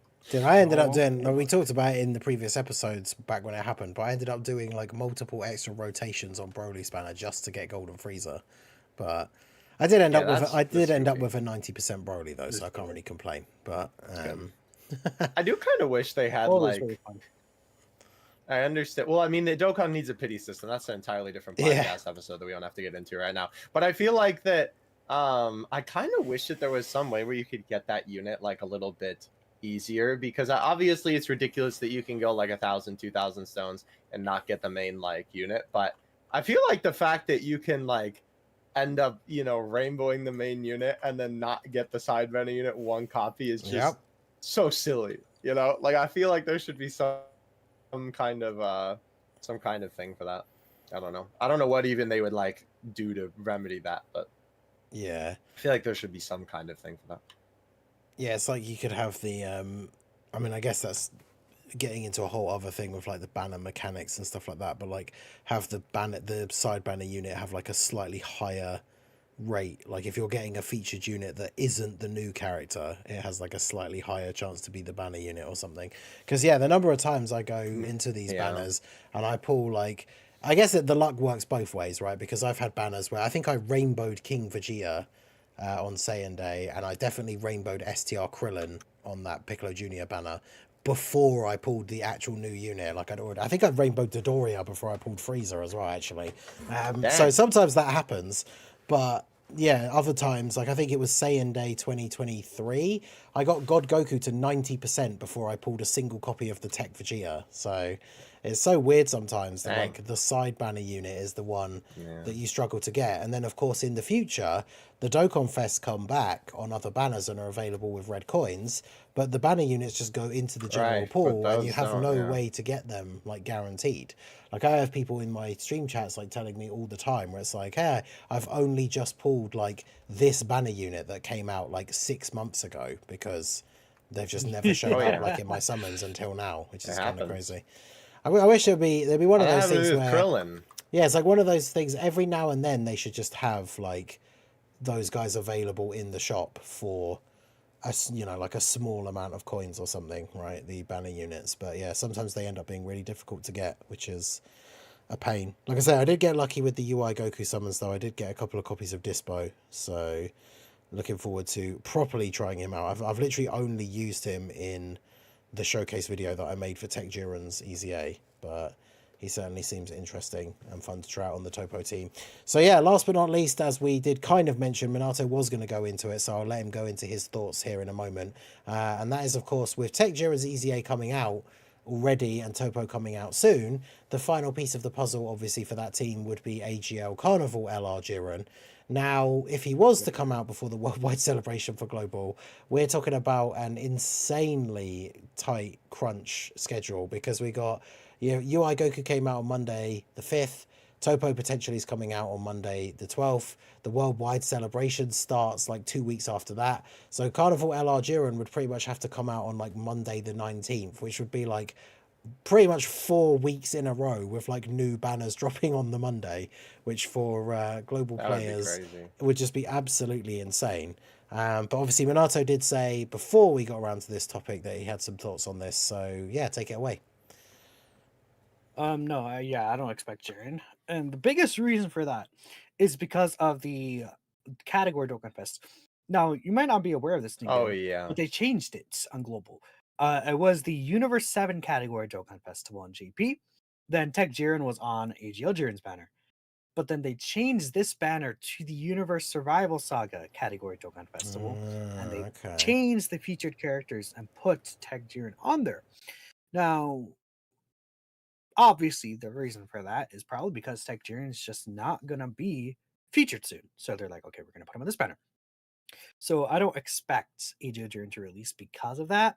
Not that he can't release, but I think that adds to the idea of, I don't think they would have changed the banner up. Yeah. If they didn't, like, if they're going to have Jiren release in like a week or two after that banner comes out, then it wouldn't really be a point to put Tech Jiren on there and change things up, but they did, so I think that's why.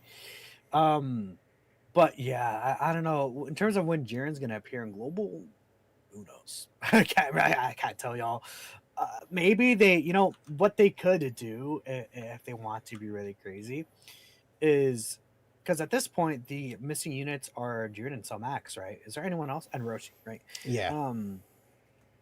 I don't know. I guess they probably won't combine banners, but it'd be really interesting if they put Max on Jiren's banner, double rates, and then that'd be crazy.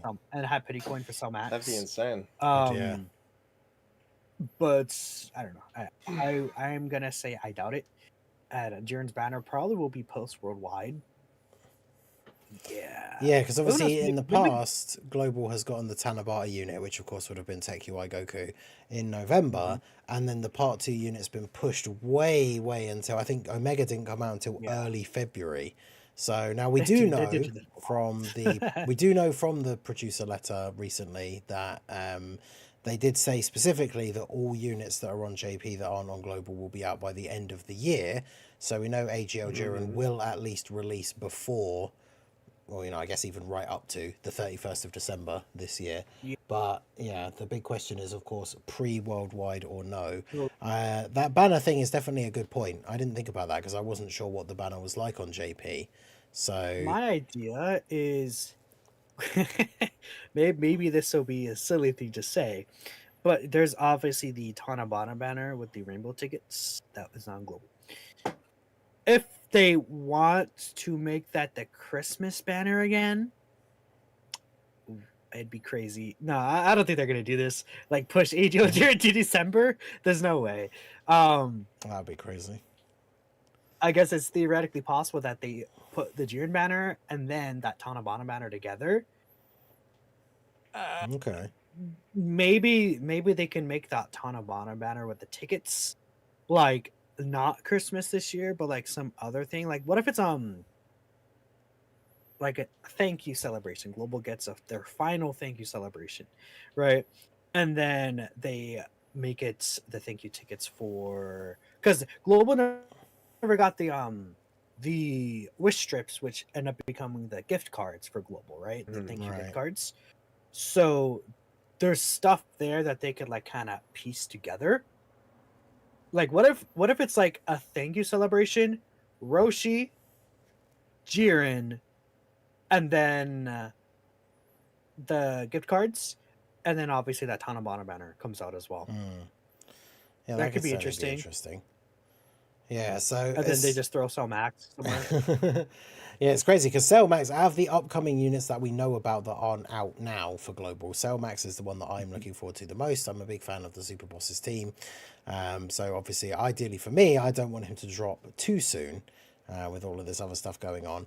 But yes, I guess we'll have to wait and see. I would say I actually think that Cell Max will probably drop sooner than Roshi and Jiren, which is kind of weird to say, but especially if Worldwide does have some stuff related to movies, and it's like, movie bosses becomes like a crazy team, Yep. then Cell Max will be really good. So like, what if they do Worldwide, and then after Worldwide, coinciding with the Dokkan Fest, Cell Max, or something like that?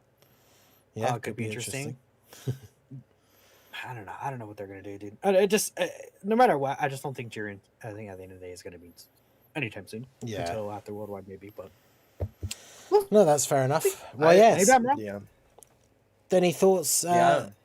Theo, on when I almost said Toppo, Topo? listen. I know, Mr. Toppo over here. Mr. Topo clearly. over here. No, I mean, like, I think I will say, I think the thing that's just like really weird to me is that, like, I'm glad that Global got the like Jiren EZA early. Don't get me wrong, because I think getting EZAs early is like quite literally just like never a bad thing.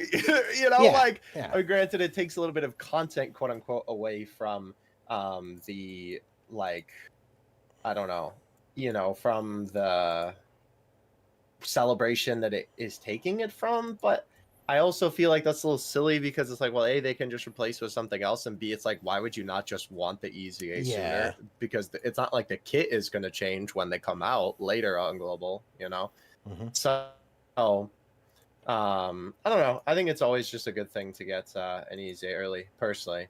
So I'm glad that Global did. I think it's a little funny, I will admit. I think it's a little silly that like he came out early because it's just like, well, dog, like why, But yeah, he definitely I feels don't like know. he doesn't really have a true good place at the moment. But hey, I mean, it was Right. good for Global players. 3 LR EZAs all dropping at the same time, so basically 100 stones for going through those EZAs. So that was quite nice.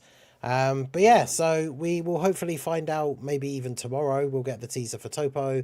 Sometime soon we'll get the teasers for Worldwide. I think by next week's episode we will have at least the first teaser for the worldwide. So that's something we'll be able to talk about and speculate on next week.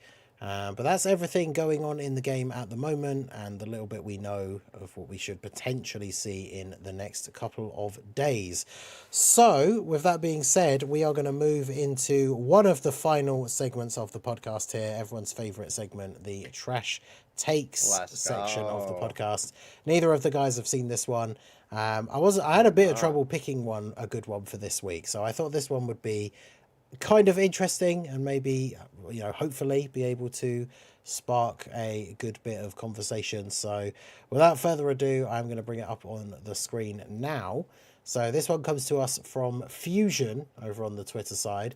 It says, whilst the 9th anniversary is the best celebration in the game, nothing will beat the satisfaction of beating Red Zone Broly for the first time.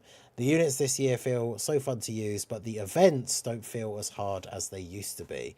So considering like some of the events from the anniversary, I feel like have been pretty crazy in terms of their difficulty level. So I thought this was kind of an interesting one. I don't know which one of you wants to go first, if you want to give me your thoughts. The only thing I want to say is this is so ironic because Minato literally said earlier in this very podcast, the events this year have been the best events in the history of the game. So I think that's so funny that he said that, and this is the take for this week. There you go. So yeah, Minato, please, I want to hear what you have to say. Well, it's funny because I think the reason why they think this is because the 7th anniversary is just a bigger power creep jump. So finally beating Broly is like, I finally did it. Especially when it's a boss like Broly who was mega cheap. Like Broly is just like, Fusion Damashu is the most like, no, it's Broly is the most toxic boss. I didn't even finish the sentence just because it's just a stupid sentence. Fusion Zamashi is the most toxic boss in Dokkan history because he could hit my characters that I like to screw you. Anyways, I think that's why. I think that we're also having a moment over here. that's wilding out. Shut up, dude.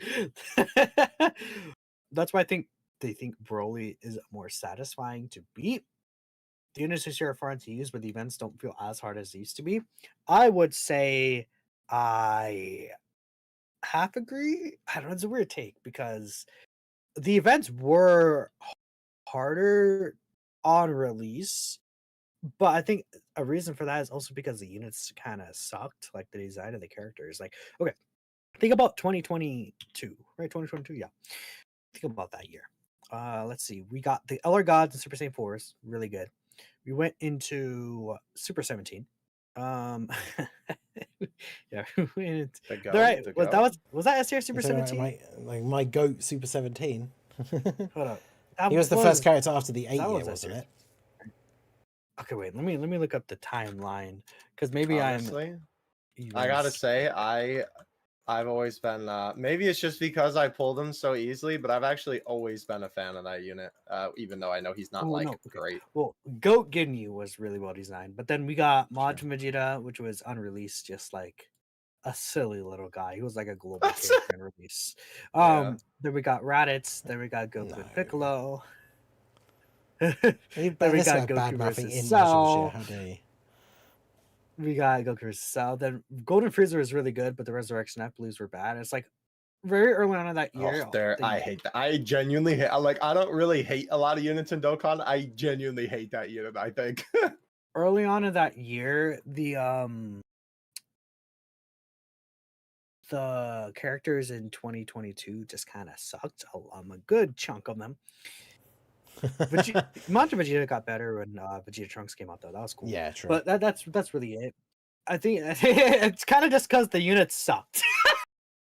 That's why the events felt harder than they were compared to this year. So I would actually say W because I did feel it was much more satisfying beating Red Zone Broly for the first time.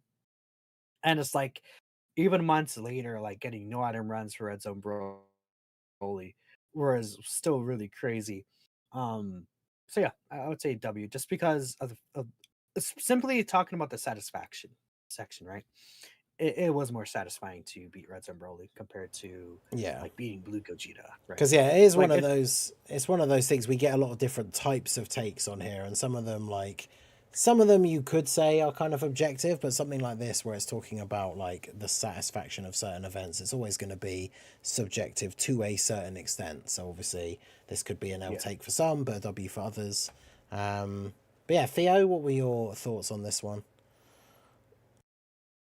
It's a little weird, cause like I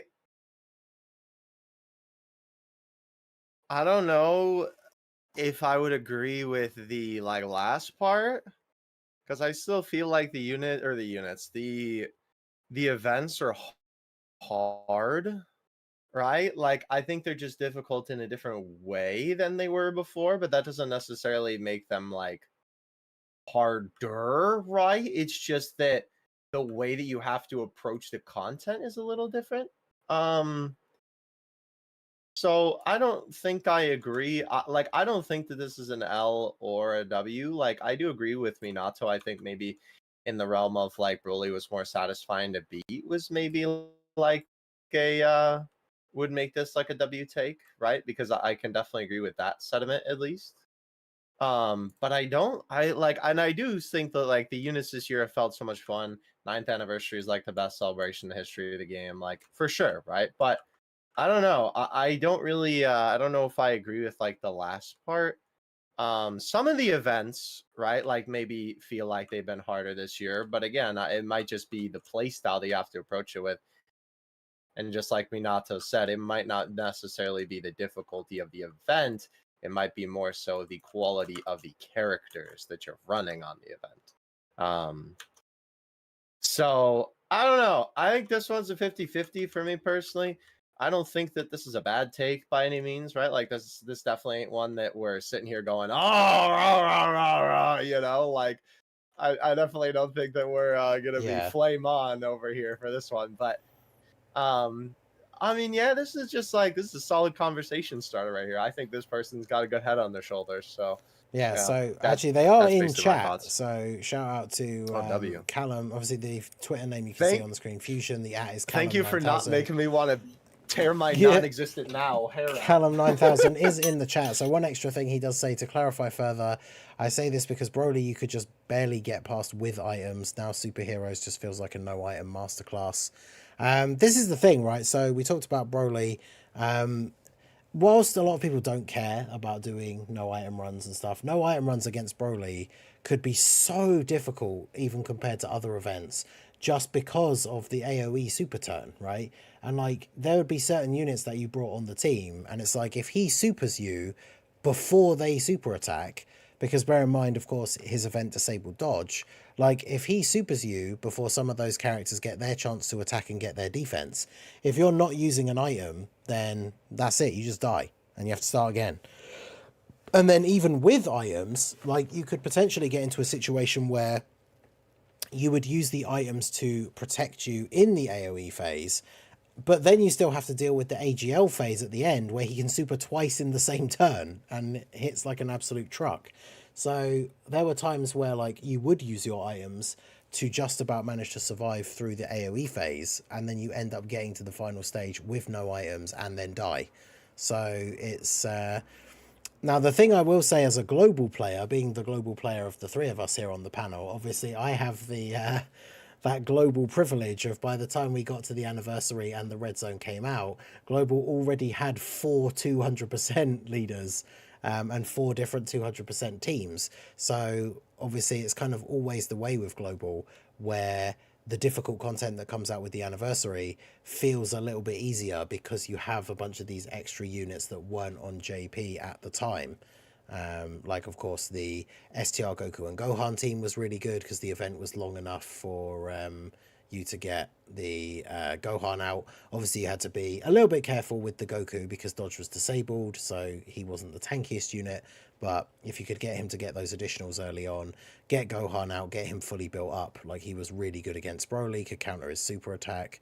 So and then like the Cell team, while Cell was still a bit sort of iffy and needed a better slot 1 character, like his team could be really good against Broly as well.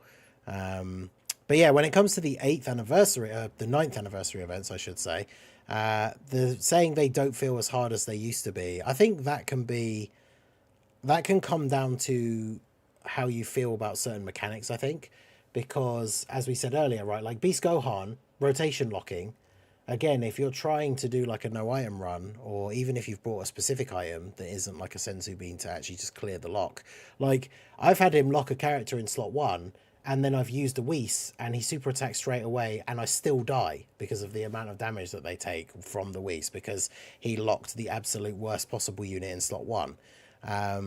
So that kind of difficulty is super, super annoying. And then, of course, you know, you compare that to how do you feel about that kind of difficulty compared to, like, as we said, AGL Broly, who could super attack you for over 1 million damage, and he can do it twice in the same turn. So I think I've made no secret of the fact that I hate rotation locking. It is the worst mechanic in the game. I did a challenge run stream last Saturday where almost every single challenge run that we tried on an event with rotation locking, I died because of the rotation locking. So yeah, some of the events from this anniversary feel pretty crazy. I mean, Cell Max Phase 2, like getting through those first couple of turns to the point where you can then attack lower him and stun him and seal him and all that stuff. Those first couple of turns, I feel like can be fairly difficult depending on where he's firing off those attacks. So I don't know, overall I thought it was quite an interesting one. Broly definitely did set that benchmark for that new level of difficulty, so it was definitely very satisfying beating him and actually getting no item runs with him on him with certain teams. Definitely felt more satisfying because there were a lot of times where you could just about clutch through the AoE phase and stuff like that. So yeah, overall I thought it was an interesting one to have a discussion about. I think most people are in agreement, at least with the first part, I guess, that the 9th anniversary set has been one of the best celebrations in the game. All of the like it just did the basis of like all of the content, I think, has been good, right? All the units were good, all the EZAs were good, the events were good, even ones that, you know, if you say there weren't many new types of events or anything like that, like Blue Zone is basically just the Red Zone but slightly different, but all of the events were good, units good, EZAs good. So yeah, overall I thought this was an interesting take. I think I would say I agree. I think I'm in the same boat as Theo and mostly Monato's part, right? I agree with most of it. I think when we get to the end, events don't feel as hard as they used to be. It kind of depends, right? You do get, if you're running the best team in the game, Beast Gohan, double active skill with the target ability, like it can trivialize some of these final phases, but even so, some of the stuff is still quite difficult. But there definitely was, Broly set that new benchmark, and there was definitely a great level of satisfaction, like when you could actually beat that event, especially if you were able to do it with like fun challenge teams and stuff.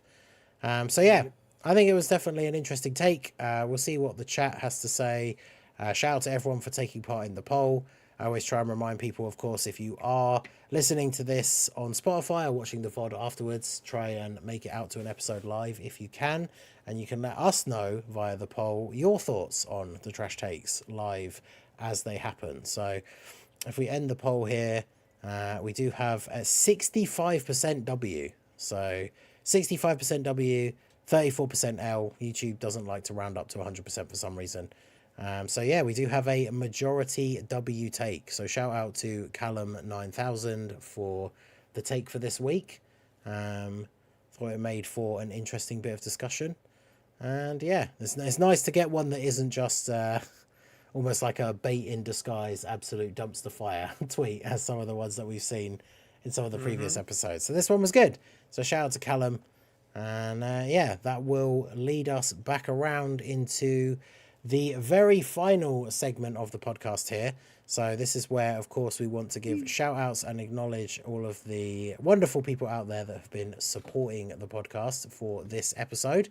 So I'm going to get the list up here and we're going to run through these now.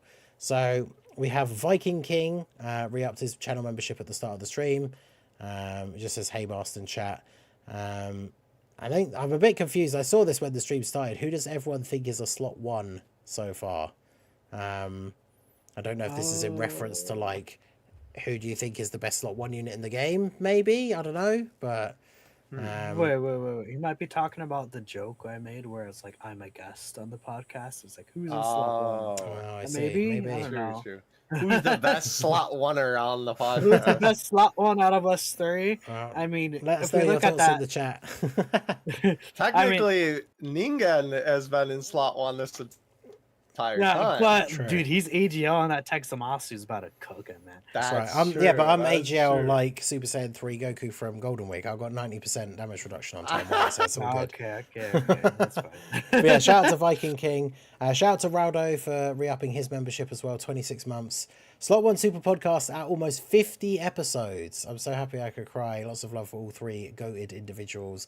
That's right. Next week will be episode 50. So That's insane. we'll have to have a discussion on if we're doing anything. I was thinking about this earlier, talking to Little Blue about it, the fact that it's like 50 is that big round number, but because we do a weekly podcast, you also have to bear in mind episode 52 will be like the anniversary episode. So you kind of got two interesting numbers coming up, because 50 is like a big round number milestone, but then 52 is like the 1 year of episodes. So definitely got some interesting numbers coming up, but we'll have to talk about that. Technically, and, we missed like an episode. I was gonna say. I think we missed. Have already been on episode have we missed 50, one? We missed one. We missed.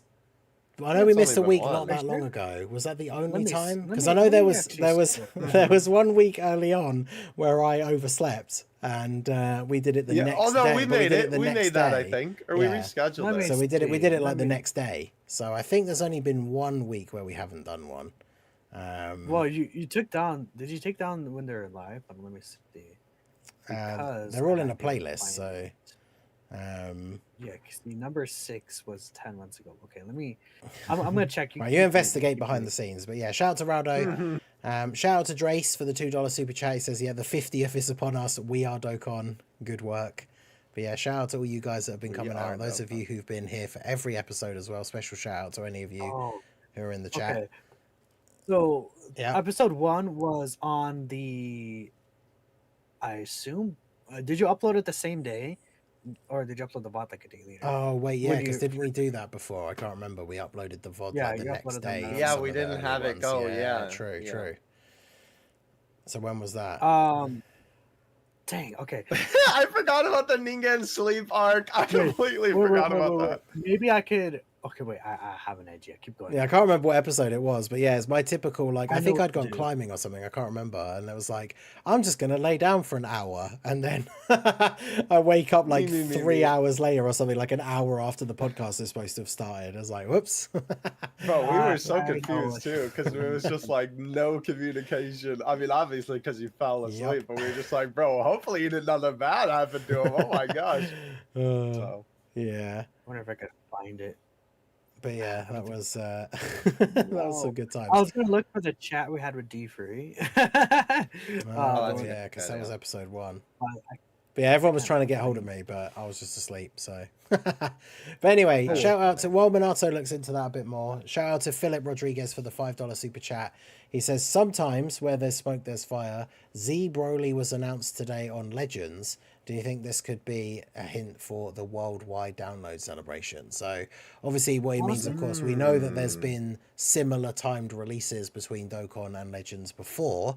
So do you think there's potentially any relevance to this? I know Broly is a character that people have been speculating for the worldwide celebration, but Theo, what do you think? I mean, first of all, that Broly art does look pretty sick. For one, the Legends Broly art, I woke up this morning and saw that.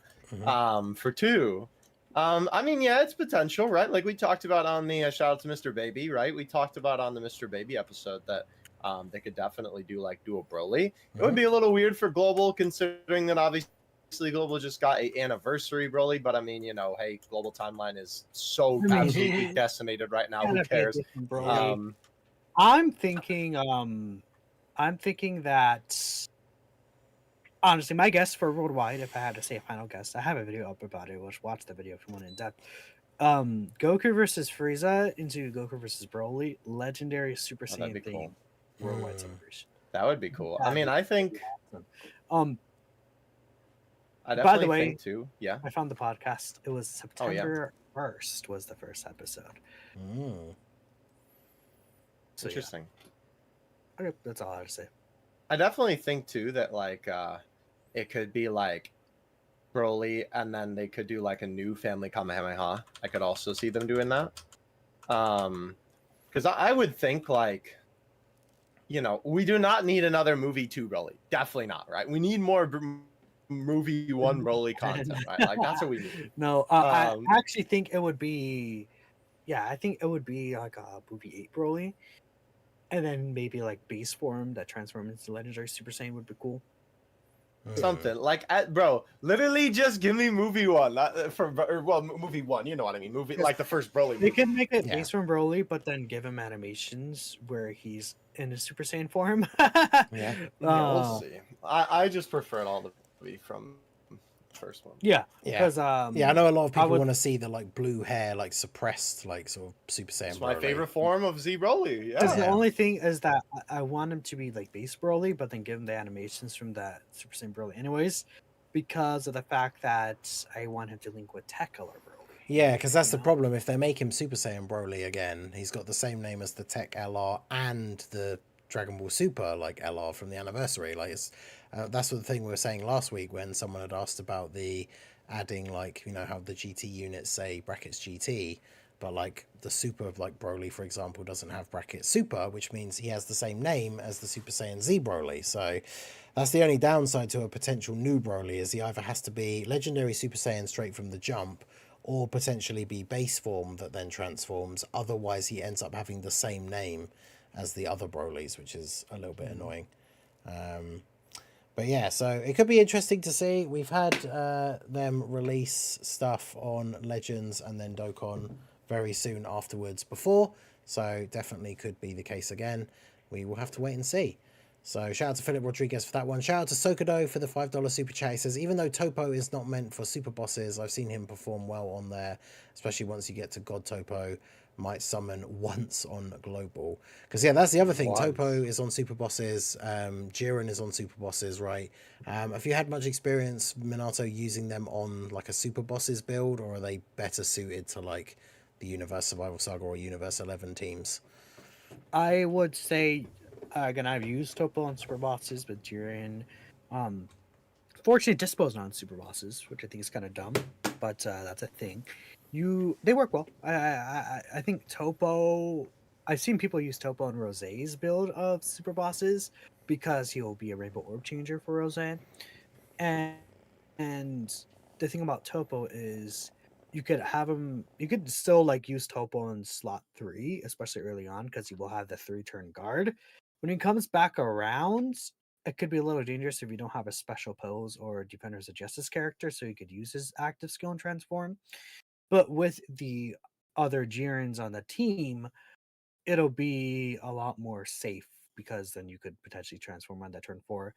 So yeah, I think he's good in the team. I like him.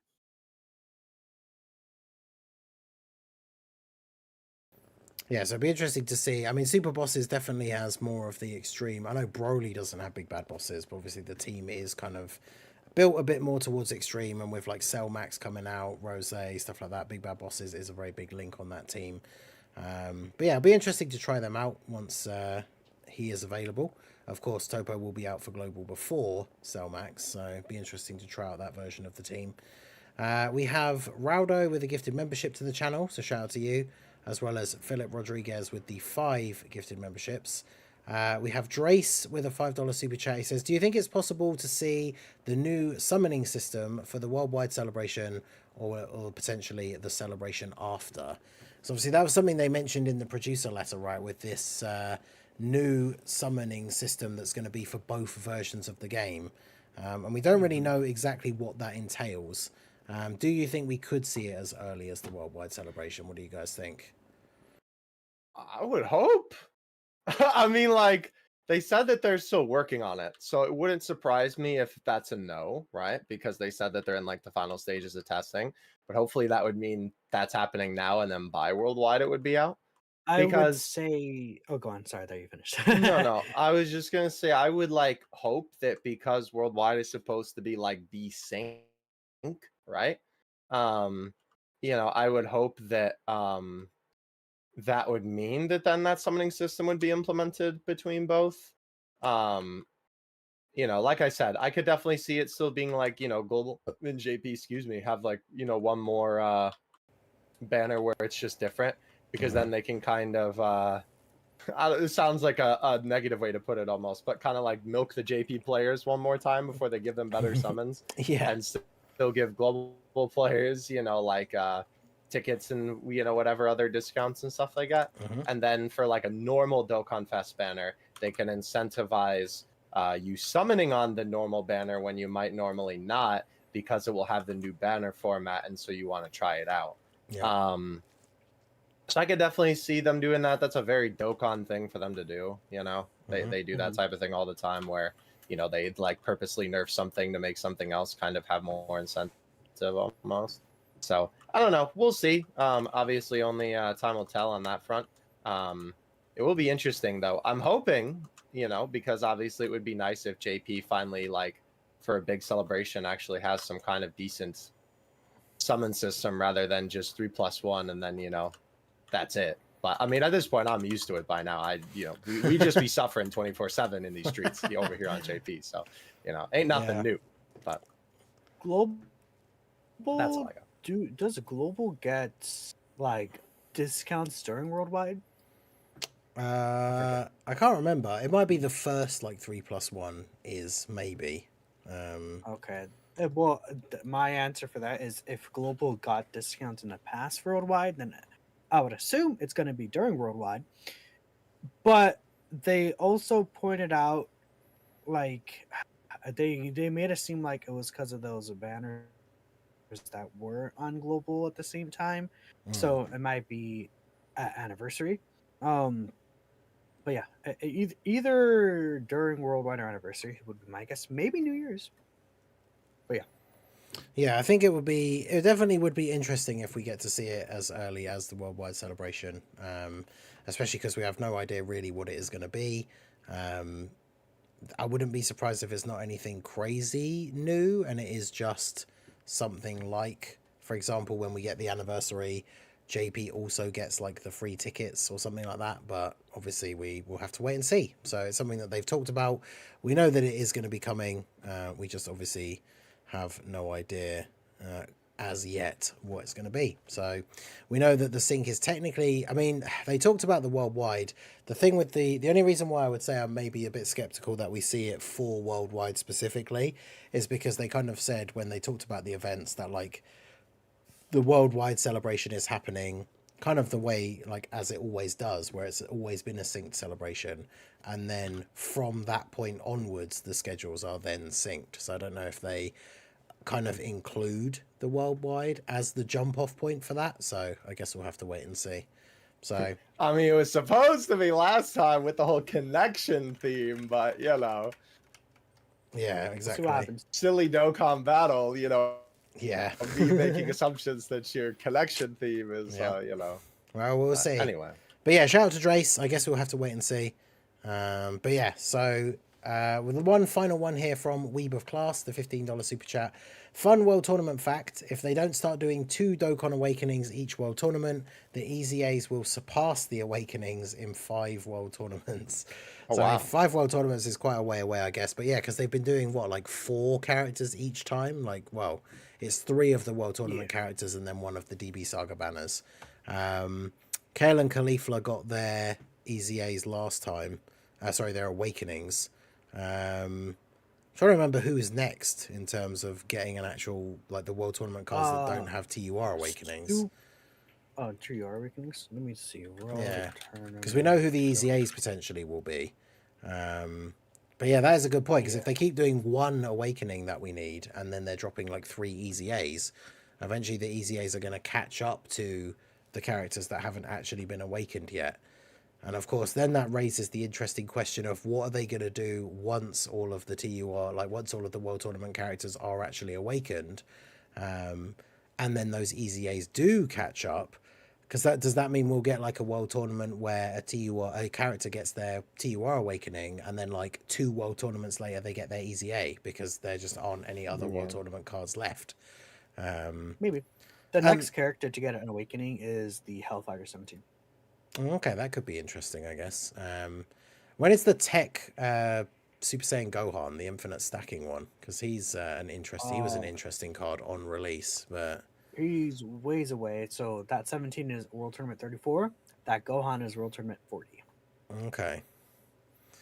But yeah, so what do you guys think? I mean, I guess the other thing is, even whether they catch up or not, what do you think will happen once all of the World Tournament cards we currently have get their awakenings? Because obviously we haven't had a new World Tournament reward card for, well, I don't know, months, the longest time. Even, well, I say months, it might even be at least a year at this point. So what do we think they will do with the World Tournament rewards once all of the TUR awakenings are actually done?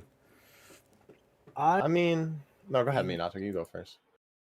What I think they'll do is they'll probably bring out the reward card and then they are easy it instantly in the same World Tournament.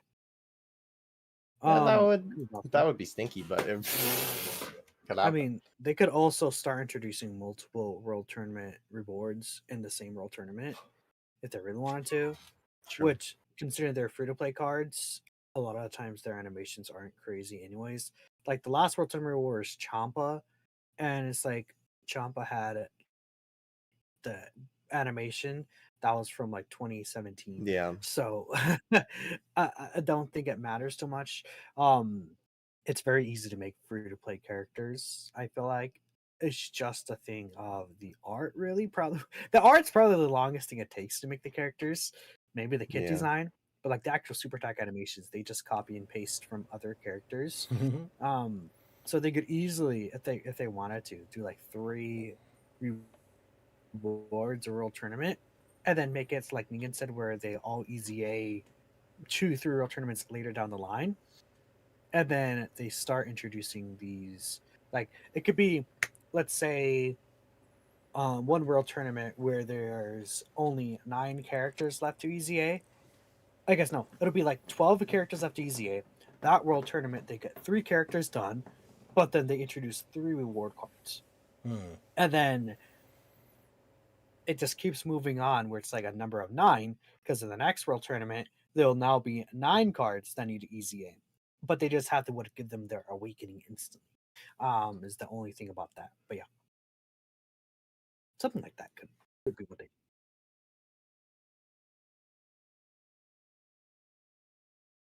I mean, they could. They could. I mean, that honestly, Well, we know it could be a World Tournament revamp. I hate to say it, but that would kind of be best case scenario, because then, like, yeah, just like Minato said, they could revamp it, and then we could just finally, like, people have been complaining about World Tournament for so long. I mean, I can't blame them, but like, you know, at that rate, that would be the perfect opportunity to just be like, all right, we're revamping the whole event, or all right, we're getting rid of it and we're adding something new.